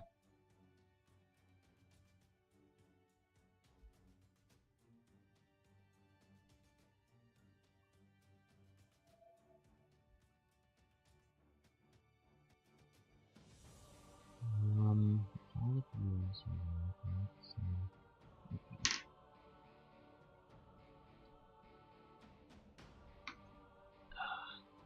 Sorry, I'm making a couple of quick notes here. And...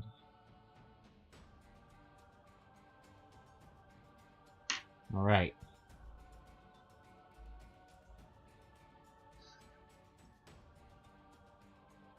It is the top of a new round. It is time to see what the arena will do. Platform.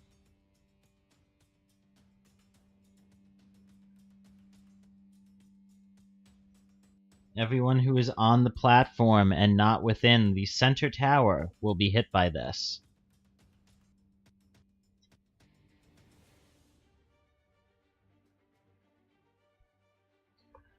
We have...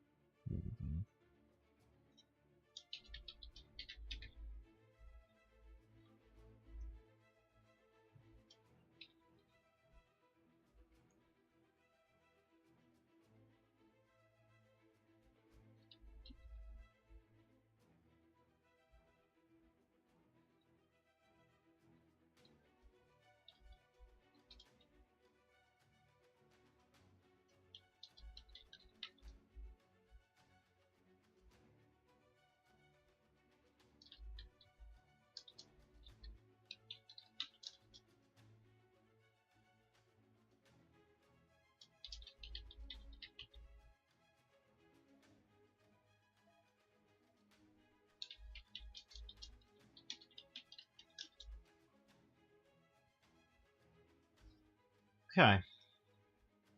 And... Okay. Let me do a quick search here. Search. I'm looking up.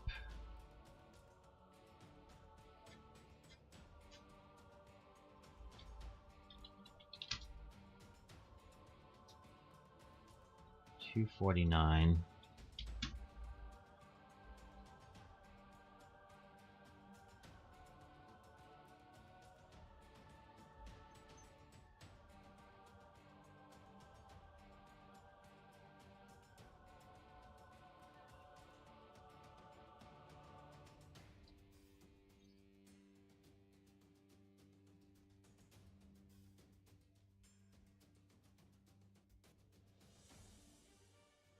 Okay. A fifth the Jesus. This is literally the worst possible one that could have happened. The floor of the platform falls away as if it was being held up on hinges. And through your cameras, you can see two more false floors down below, each one 5 meters below the top of the platform, also pop open. A 15-meter deep pit appears that all Pokemon on the platform fall into. Dandy. As you see what once were all of the floors kind of fold into the wall, and the wall becomes flat again. What is, and we're gonna have to do this now in order. What I had to look up was falling damage. I'm gonna do Gigalith first.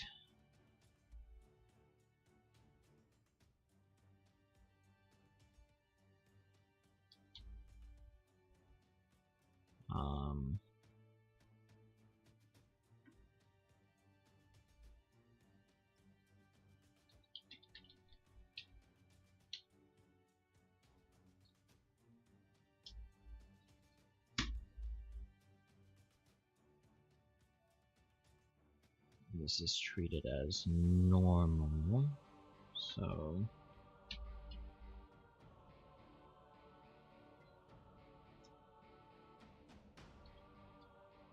which I believe is 0.75. Resisted is 0.5. Resisted one stage is 0.5? Yep. Okay. It's literally been too long since we've done like a full-scale battle that had all these mechanics in them. Alright, so he's gonna take...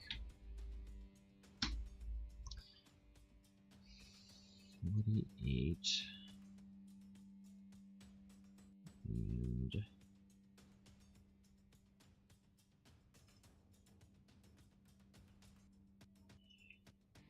Gigalith goes crashing down to the floor below,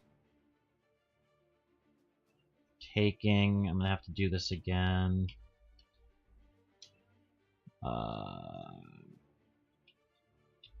Taking 48 points of damage.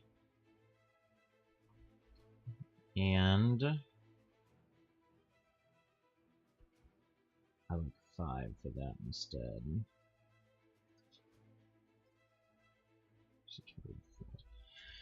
And sustaining 4 injuries in total.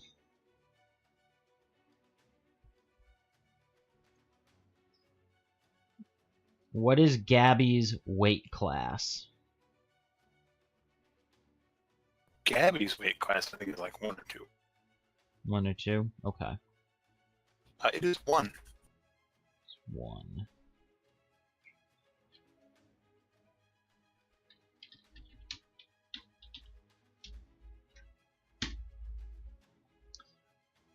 Okay. Gabby takes 24 points of damage after reducing defense and falls to the bottom of the pit. Also sustaining 3 injuries from the fall and normalized injuries from the damage.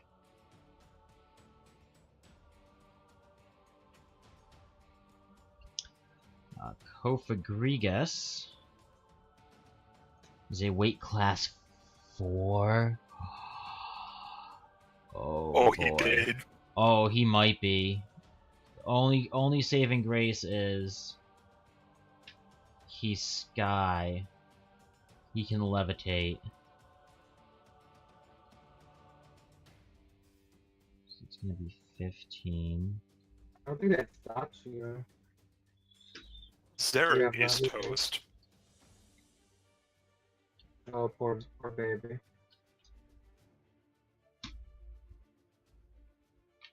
Retreat it. So he's gonna take 3 from the fall.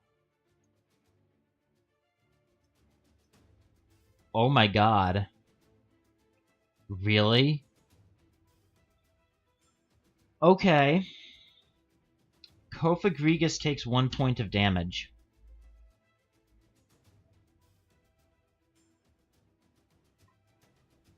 Okay. Cofagrigus has a physical defense of 40. He literally can't reduce it to 0. Wow. Cofagrigus is a tanky boy.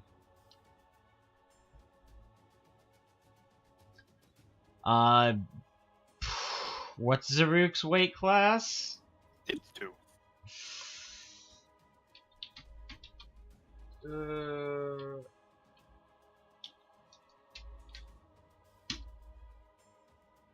Oh my god. Oh my god. You take 12 points of damage. No, I've got 5 DR. I take 7. Oh my god. You take 7 points of damage. You are still up. And all of you are low enough that you will not be affected by the sandstorm this turn. Do I take any injuries from that fall, Zarek? Yes, you take 3. Oh my god.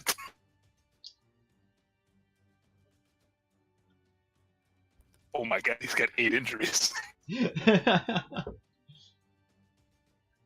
If your Pokemon reaches 10 injuries,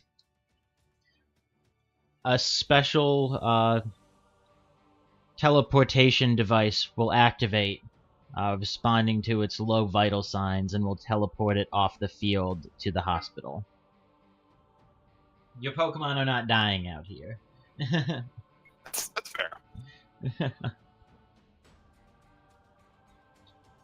Otherwise, they would not be able to host this like once a week on weekends. Or like once a month on some kind of regular basis. Maddie's gonna give his normal orders. I'm assuming at this point... Oh, no! Maddie gets 2 AP back. Because Garchomp is down. Mm-hmm. Maddie is going to use... He's going to rebind his 2 AP. And put... Reckless on Gigalith.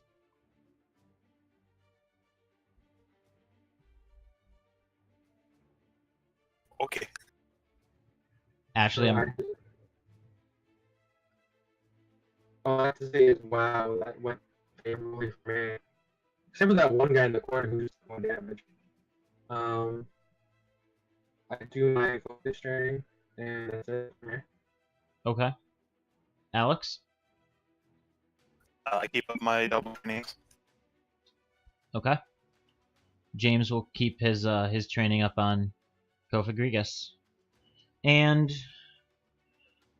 you all notice, or both of you notice, James as he's pulled out that same book again.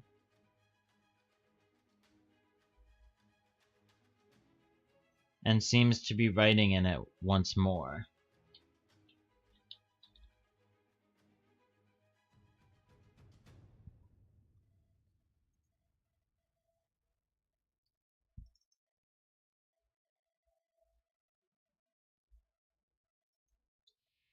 It is Zaruk's turn. Zaruk, at the bottom of this 15-meter pit, you are down far enough that while the sandstorm is still blowing up above and the sand is still causing a sandstorm-like state down at the bottom of this pit, you are not taking ticks of damage down here. There is not enough force of wind and abrasion from the sand to damage you.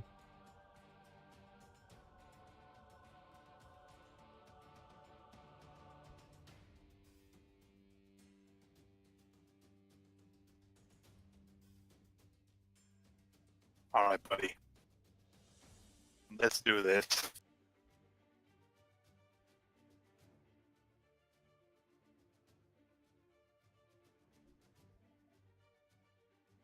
Hopefully it has moves that can hurt it. Oh, It does. Oh my god.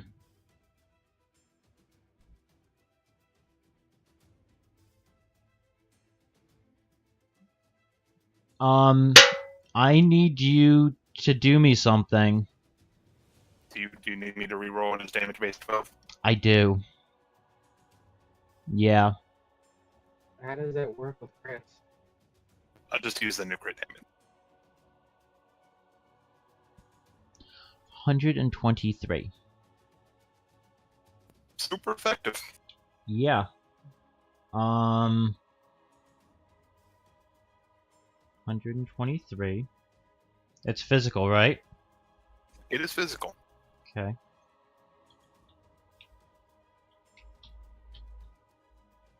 $124.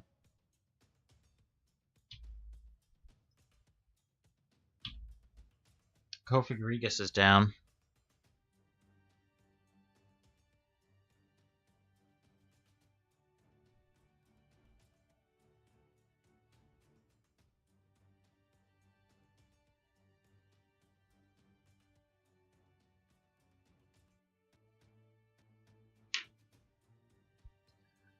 Alright.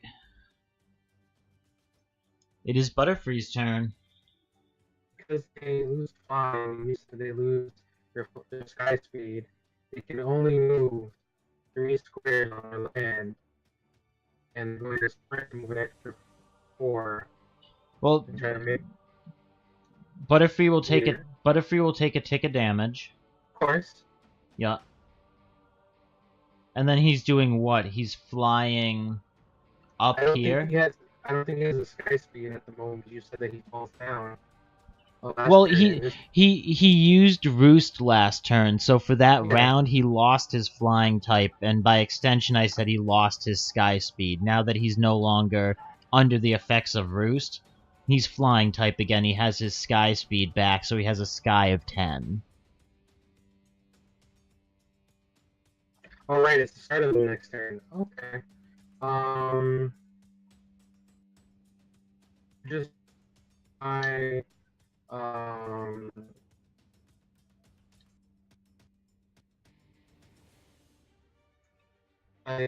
8 meters into the air. Okay. Up 8. And then just move 1 this way. Okay.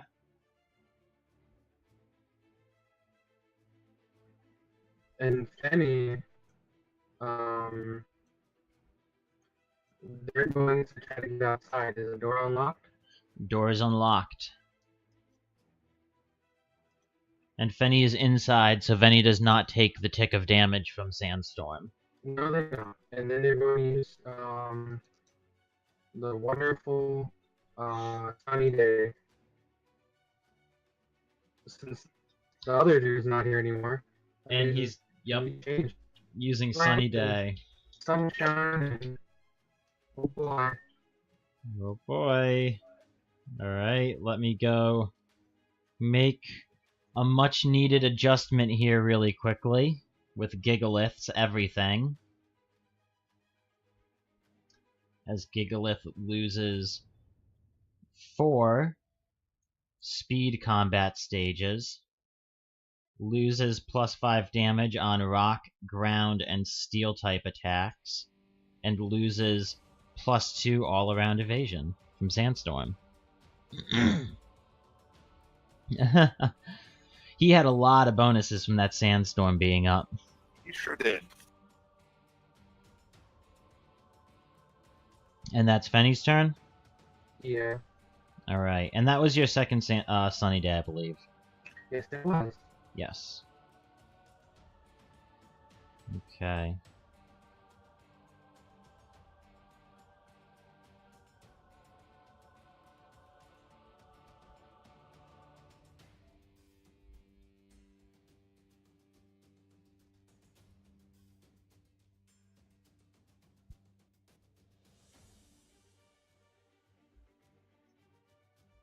Gigalith is going to stay in place. Actually, no, Gigalith is going to move over a bit. He'll move to right there. Then we roll the move. He's going to use Iron Defense again.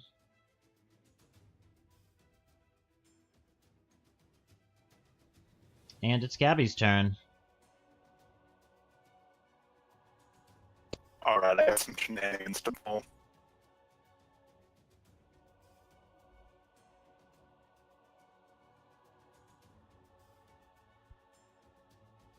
On who? Zeruk. On Zaruk. I was gonna say, if you hadn't taken out the Kofagrigus, that's what the Kofagrigus had pain split. The Kofagrigus was gonna pain split the Gigalith. The Kofagrigus was sitting there intangible, whittling away 1 tick of HP a turn to then pain split with. Oh, I almost forgot something. Mhm. Let me double check this. Yes, you hit me with a melee attack, right? With Zaruk. Who? Zaruk hit Kofagrigus with a melee attack. He did. Okay. Are you gonna curse it, buddy? There's a couple things that happen here now. Yeah. Both of them. All of Zaruk's abilities are replaced with Mummy until the end of the encounter. And Zaruk's move, Assurance, is disabled. Got it. Yeah. Kofagrigus had one last say in things before he died.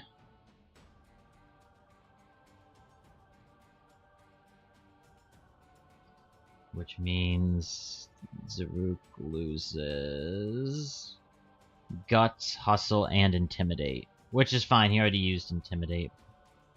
But yeah, he loses those 3 until the end of the encounter. But they all become Mummy, which means that if someone else hits Zaruk with a physical attack, they now lose all of their abilities and get Mummy as well. Yeah, I'm okay with this.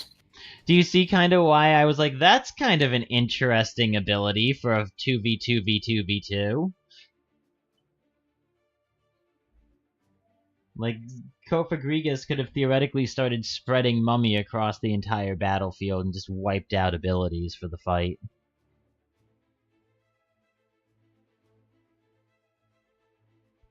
Okay. That is Gabby's turn. Alright. We are back to the stage. Which is going to... Tower. Alright.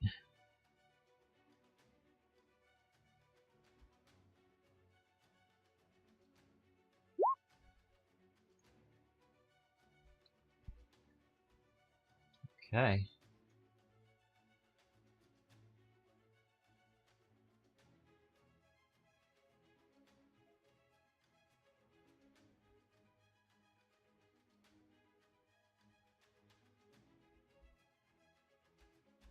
Everyone who is not on the platform that is in that area,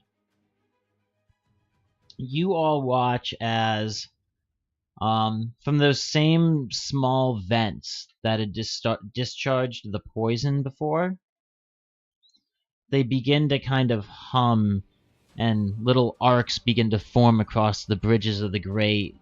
And the next thing you know,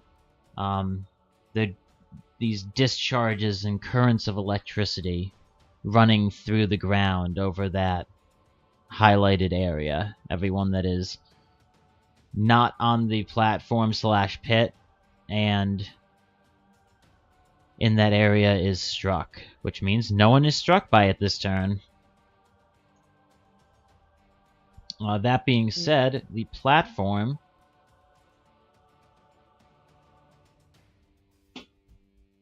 this pit, you had watched as the folded away floors kind of got taken into the wall and it smoothed back over. As the electricity is discharging around the platform, that pit, the floor begins to shake and it raises back up to its original height. Which means that Butterfree is now 2 ticks above the ground instead of 8. Well, instead of 17. Mm-hmm.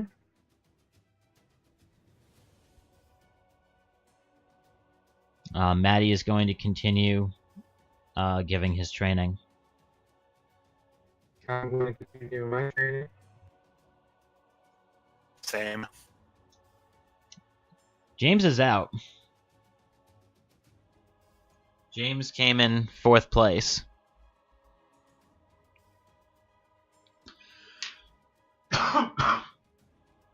Excuse me. Zaruk is up. Alright, let's see if this works.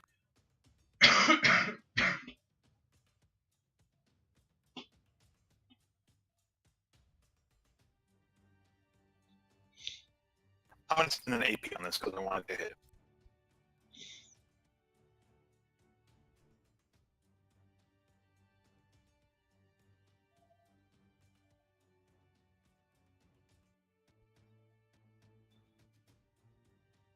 Endeavor. Okay. That's your one use of it for the scene. Sure is. Okay. Gigaliths. Tick. He takes 8 of them. And that's normal type. And it's physical? This isn't damage, this is just HP lost. Oh, it's just straight. Oh. Oh.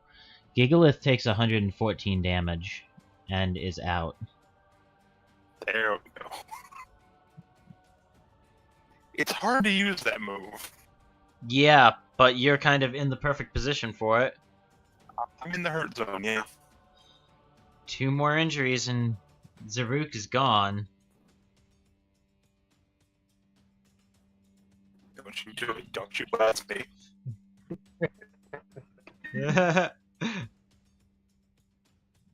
So, Butterfree's gonna fly over. Hold on. For 5 movement. Go down. I believe they don't need to because their moves are cone 2. So they just hit downwards. Say that one more time. The moves they have are cone 2. So I believe they can just hit him from up here. Yeah. What is Zaruk's vertical jump? And Pretty good, actually. I was gonna say, that's what would determine if he'd be able to hit or not. His vertical jump is 3. Yeah, so you would have to be 4 in the air. Or no, you would have to be 5 in the air to make him roll anything to hit you. Because 3 would be adjacent. Okay. So. Which I mean, I believe you can do from where you were. That's 5. Yeah, you can raise up to 7 in the air in total. So I'm going to, instead of doing the cone attacks, I'm going to rise up like a few more spots into the air. Like I think 2 or 4, and then use psychic. So you're raising up to 4 high? Yeah, Okay. and use psychic, which is if it hits, it has a +3 because of my ability of Butterfree has to the attack roll. Yeah. So let's see how that works. I believe that's gonna hit. You will hit me. And the damage won't be enough to drop me, but it will give me enough injuries to knock me out. It's gonna be 47 damage. Until the injury gets pushed 1 square. Well, hold up. If it doesn't, like, just straight up pass out. Is no, that? I get 10 injuries. Do you? Yes, I'm actually at 11.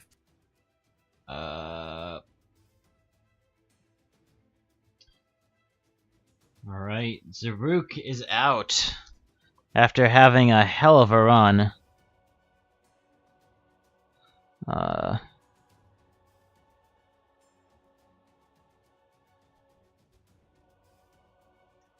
I can't see anyone with Fenny because they're all on a platform. So I'm going to have to get up on that platform. What's Fenny's movement? 7, I believe. Yeah. Yeah, over on 7. Yeah, he could make it up. Even if he didn't go up that way, if he went like 1, 2, 3, 4, 5. Yeah, he could get to there, he could get to there.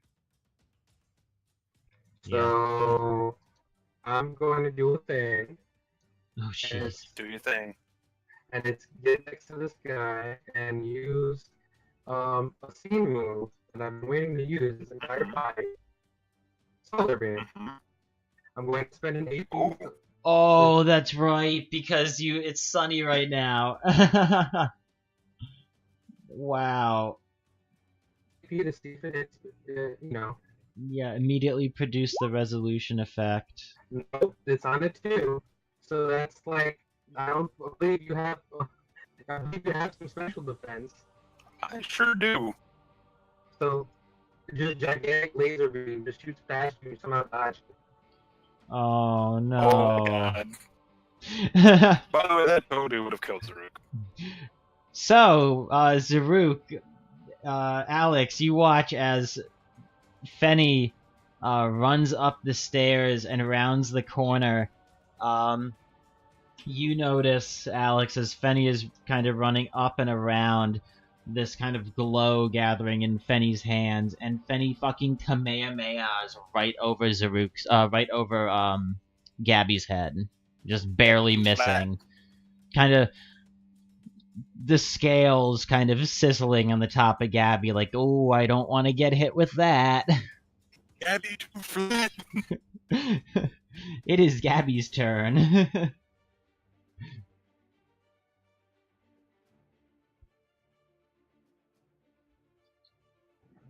Because of courage, Fenny has +5 to damage and damage resistance, I believe.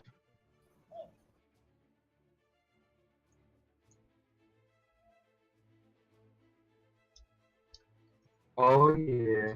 What is Fenny's maximum? Yeah, 1/3 marker is 38. You are at 34, so courage has kicked in for you. You have 5 bonus damage to damage rolls and 5 DR active at all times.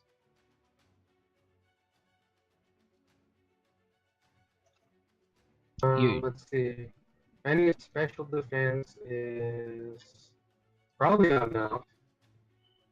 Yeah, it's less than speed, so I would use speed. So 4, 5, 6, 7. No, that's gonna hit. Yeah, that's gonna hit. What is that? Um, Special? yeah, that's So, special. That So is better. 57 minus 15 is 42, and that's ground on fire, so that's gonna be super effective. it's ground on fire psychic. I don't think that does anything. I'm just letting you know. It's super effective. Yeah. So Okay. it's 63 damage. So Fanny's out. I will say before Fenny goes out, Oh, the thing? you do trigger an instance of Foxfire. So roll a d20 Finally. on AC2.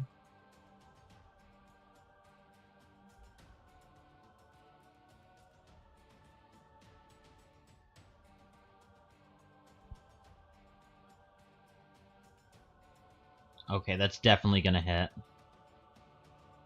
Damage basic 6, so it's not a problem. Roll But 2d6 plus 8. okay. Also, it sets him on fire. And it's an 18, so he's burned. Ooh.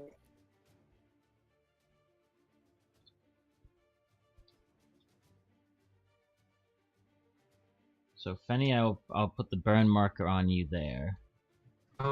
This adds their special attack, right? So that's plus 40. Yeah, so add your special attack as well to it.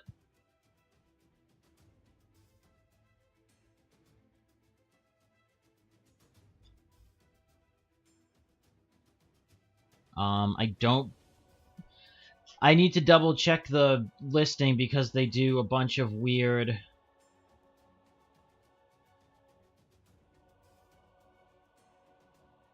Okay, no, they didn't do anything strange with that.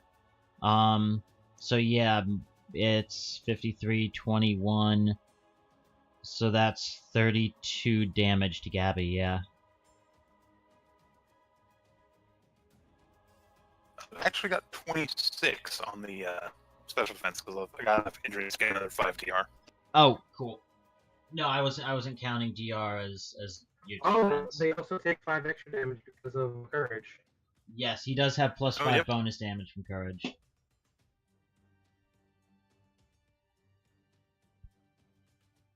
That was one hell of a death throw. You even rolled. You didn't even roll that well. You rolled a 2 and a 3. You rolled under average.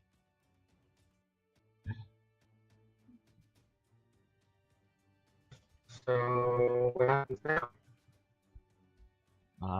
Fenny is out. Eddie fucking legs it into the building. Give me 1 second while I make a note of this.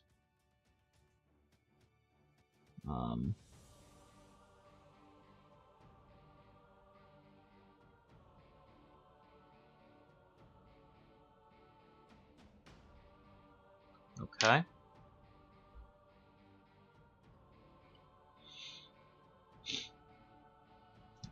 And is that Gabby's turn?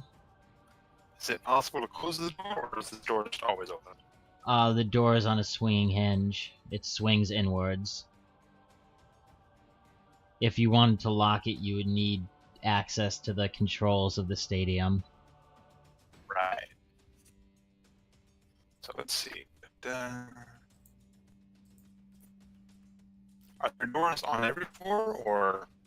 No, doors are only on the first floor. There is a trap door going from the 4th floor to the roof.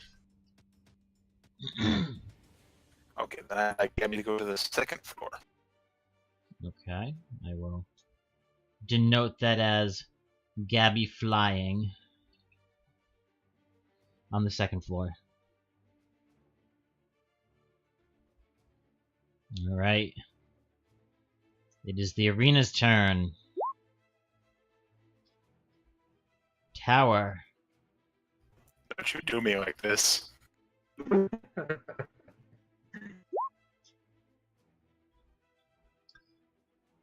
That's same. Don't you dare.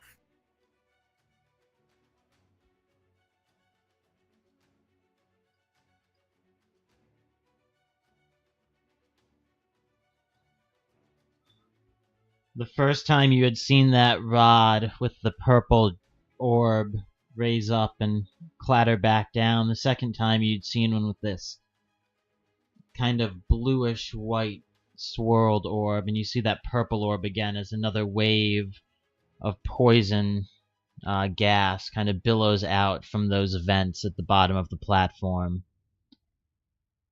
as no one is affected by it. Checking myself to sharing the Butterfree. Oh, Maddie is also out. I was gonna say, I'm guessing you guys are just applying your trainings? Yep. Alright, Butterfree is up. Butterfree is going to go to the trapdoor at the top of the tower. The dragon is on. Hold up. Oh. You're at the... I need to count here real quick. Second, third, and you're here.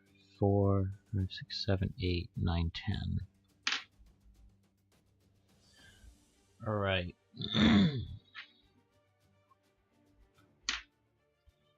Butterfree flies up 10 to 14. Heading, actually, you have to move over 3. So, up 11. Okay. And Butterfree has managed to reach just approximately on the cusp of the flooring between the 3rd and the 4th floor heading up. Okay. Well, This is a 16 meter tall tower in total. Yeah, I was not aware of that at the start, but hey, we're going with this because I want to go into the top and go down. So you're gonna head in this way? Were you trying to fly straight up to the top, or were you trying to go in and fly up? My idea was going up from the top and then go in, like fly all the way up and then go into the tower and from the top. Okay. Then yeah, no. Flying over towards where the trapdoor is located here. At that point. You flew over 3 and up 7. Which brought you to 11 tall on a 16 tall tower.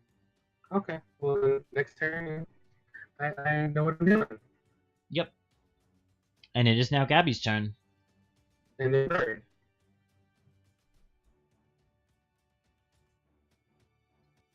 So I don't remember. On the 2nd floor? Yes, Gabby is on the 2nd floor. How far did I get with 6 movement? How many 4? Unless... I'm sorry, unless Butterfree wanted to use like Tailwind or something, or Roost. No, it doesn't do anything. Yeah. Okay. So yes, Gabby is on the 2nd floor, sorry. How many floors up do you get with 6 movement? With 6 movement, you would be able to get up to the 3rd floor and halfway up the stairs to the 4th.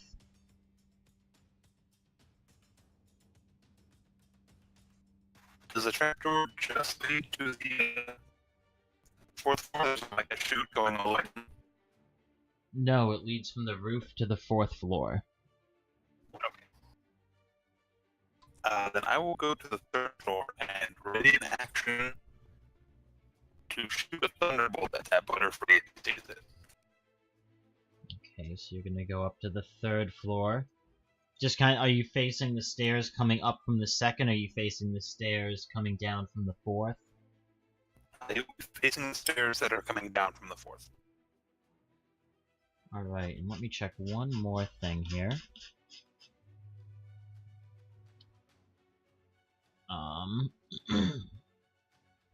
Can I see into that building? Yes, you would be able to see inside on the cameras. Oh, Where is Gabby's page?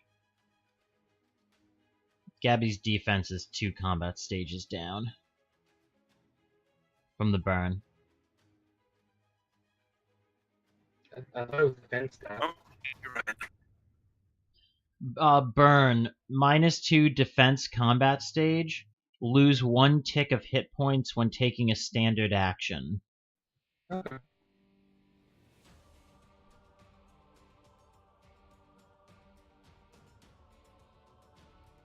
Alright, I'm assuming once again you guys are just going to apply your trainings. Yes. Okay.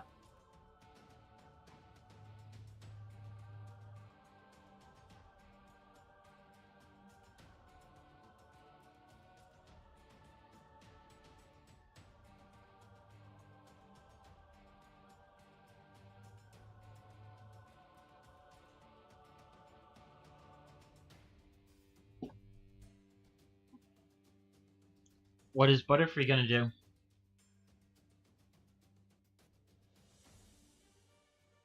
You can do it. You can take the Thunderbolt.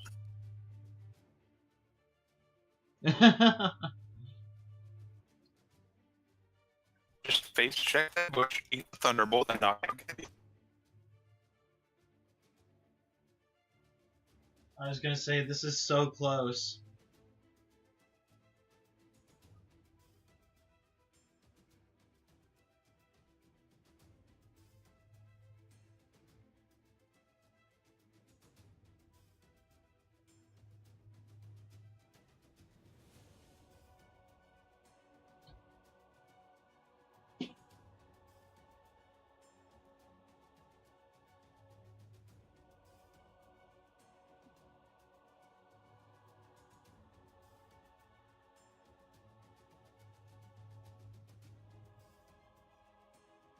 Devil, you there? Oh, I forgot to hit the button. I'm sorry. I'm going to fly up to the top of the tower, land on it, and return. Or hold on, no, I'm going to get into the tower in the 4th floor. That's what I'm gonna do. You gonna go into the 4th floor? Yes. Okay. I have enough movement to keep going. So you go up 1, 2, 3, 4, 5, 6. Climb in.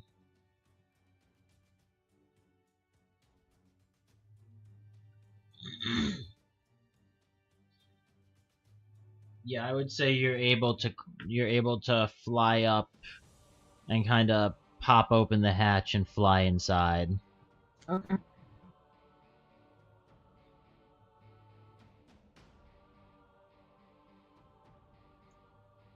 Anything else? Not much, because anything else I have is an attack that is cones or a fire range target, which I can't see him. So Don't forget, you can hold action. oh, okay. I'll hold action to use psychic. Okay. Ooh. And now we're in a Mexican standoff. What does Gabby do?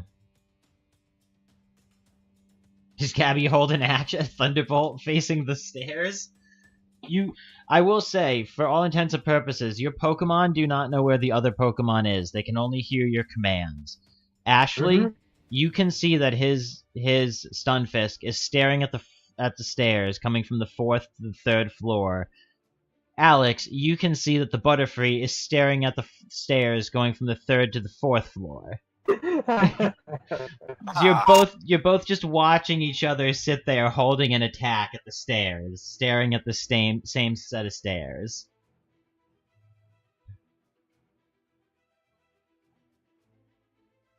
What is Gabby gonna do? You know what? This is a good match. I don't mind losing it. We both came in the top two. I'll break that stalemate. You're gonna sit there and wait? Nope, I will tailgate and go up.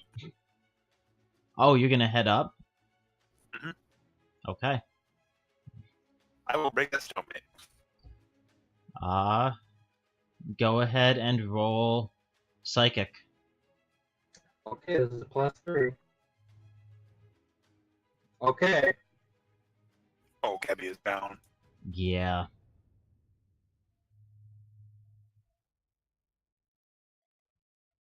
Like, that's a good roll. I forgot you had +3, to be honest. I was like, you know, I got like 6, 7 special evasion. It's a good chance to miss. It's like 50-50. That was just a really good roll.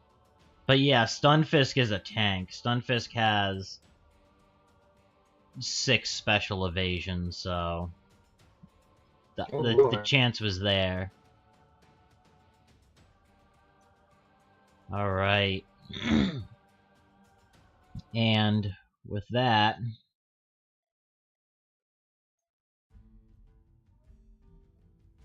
Woo, Butterfree wins. Stunfisk Okay. falls.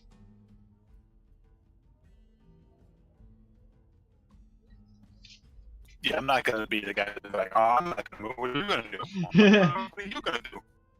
No, I was gonna go down next turn. I didn't have any movement left, so I was like, oh, okay. But yeah, that was interesting. I did not expect to win, but hey, that like pitfall seriously helped me out. When it is a free for all on a hazarded map with 2v2v2v2, who knows what's gonna happen? It is anyone's game. All right. Oh man, from the very beginning, Trump needs to stop. What's that? Trump. What's that? From the very beginning, as soon as that Garchomp used Sword Stance, I was like, oh boy, that needs to stop. Well, I specifically didn't have him sit over in the corner and stack 3 Swords Dances. I had him use it once and move out. Otherwise, it was like, shit, he's gonna one-shot anyone he comes across. Well, the Sandstorm was a good use, because it basically meant people couldn't just turtle up. Yeah. No, it was one of those things that Sandstorm was strategically advantageous for Maddie, especially with having the Garchomp already, just as the evolution of his starter, and it prevented people from sitting out just in the open in a corner of the map doing nothing. You could get into a building and do nothing, but then you might get locked in the building. That helped out Fetty, just because like the tick damage would have killed him. Yeah. But, you know, Garchomp, if I had used 3 Swords Dances, would have been sitting at 77 physical attack stat, which would have just been stupid. Like if I had done that, you know, he uses Dragon Claw, 93 on a bad roll with 2 natural 1s. You know, Crunch 95. Slash critical of 105 with a natural 1 and 2 2s. You know, his damage would have been too high for a level 50 fight. He would have been that physical sweeper that sweeps. So it was interesting. I had fun. All of that is good. As Stunfisk faints and the sunlight fades from the arena, the translucent dome over the stage lowers, and thunderous applause from the crowd falls down on everyone. Alex, you hear this as your podium is lowering down back into your room, leaving only Ashley still up above. As the announcer announces your victory and announces the positions that everyone placed in. Once again, introducing you, Ashley, to the crowd as they cheer for you, and your podium also lowers back down. There's a dinner later in the evening, because this battle took quite a long time. There's a dinner later in the evening, followed by an award ceremony, presenting the awards to everyone. I will not announce for you what they are, because it took all of my free time to prepare all of the Pokemon at level 50 for the encounter. Okay. Well, you know, that's not really fair. But I do need some input from you guys first on what they are, so... What? I know what they are, but I need you guys to give me your inputs on them. For various reasons, and you'll see why. But I will tell you what they are, just so people know what they're going to be decided from between. Placing first, Ashley.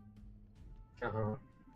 Your character gains 5,000 Pokédollars. And I need you to send me a list of any 3 non-legendary base form Pokemon. You will randomly be given one of them. Okay. Alex. Yeah. And I should note, Ashley, that will be one of them at level 10. Okay. You will get, and you can put this one on your character now, 2,500 cash. Nice.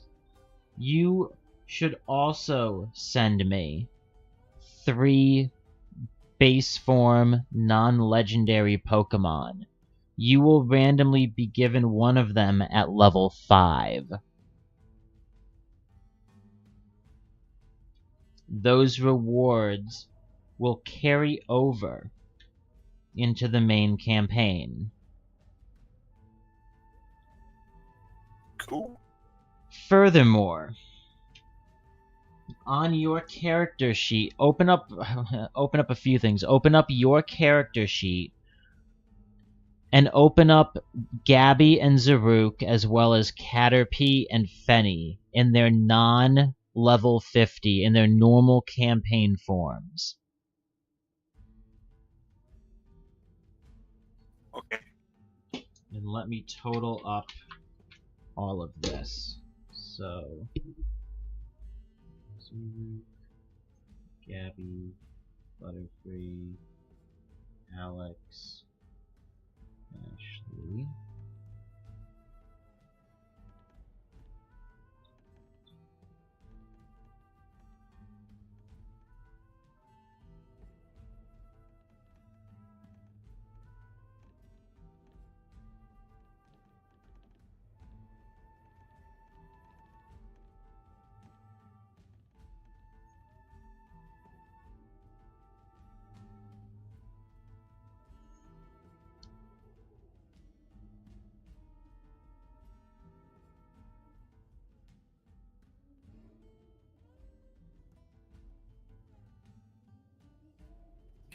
I've been quite silent.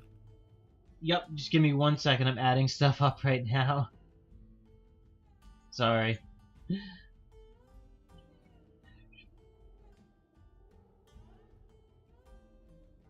Okay. Combat accreditations for this 2v2v2v2. Fenny Uh-huh.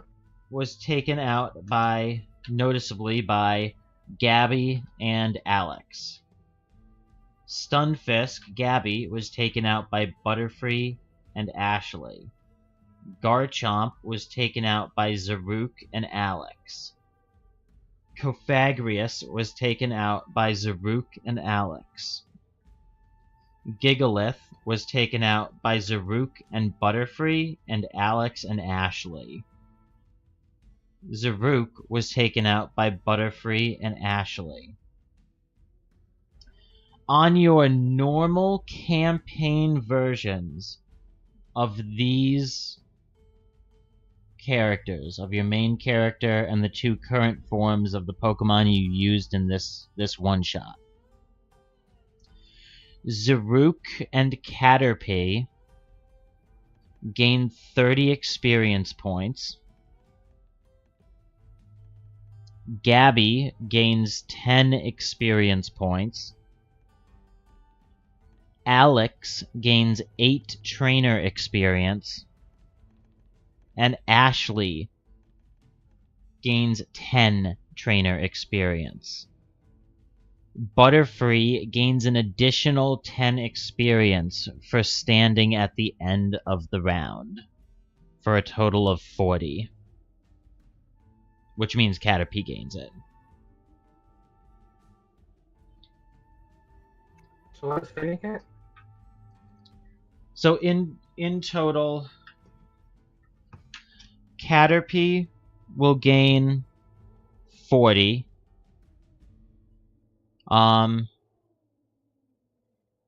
Fenny will gain 10.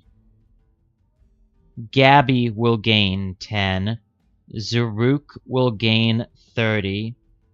Ashley will gain 10, which is a full trainer level. And Alex will gain 8. Those experiences are what you gain moving forward in the campaign itself.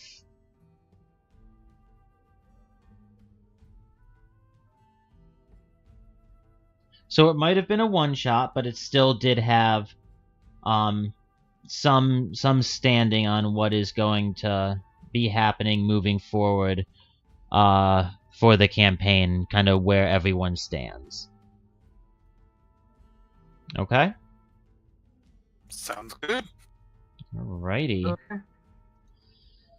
And at this point, guys, that is going to be it for today. Next week, we will be finishing up the Midnight Cabin game with Devilcore, Coat, and Hound. That is 10 candles. The week after that, we will be getting back into the normal Sylva Rising campaign. I feel like 10 candles is going to go pretty fast. Like, we're going to fail the next 3 die rolls, and that's going to be it. Yeah, and I'll do my part to balance everything out so that, you know, it's not moving too quick or too slow, so that we fill a good slot. So Fanny leveled up because he only gave 1. What's the next tier for level cap for level 6? We'll take a look at that in just a second. Okay. But guys, I am going to take a look here and actually see who exactly is on. You know what? And I think, guys, we are going to. We're a little bit short on viewers today than I would for a raid, so we guys are going to host mostly Eric. He plays in games such as the Iron Keep Chronicles, which is a D&D 5th edition campaign over on the Hyper RPG. No, that's over on Saving Throw show. Sorry, he's going to be starting GMing a campaign over on the Hyper RPG channel. At some point in the, I think, in the next couple of months. Really cool dude, does a lot of cool Let's Plays, a lot of variety streaming on other channels. I'm going to go ahead and host him. But guys, thank you very much for tuning in today. I hope everyone did enjoy today's session. And we will see everyone next Sunday for the conclusion of the Sylva Rising group's 10 Candles game, as well as either part 2 and or the conclusion of the Discord joint group game of 10 Candles next Saturday starting at noon Eastern Standard Time. Guys, thank you very much, and we will see you then.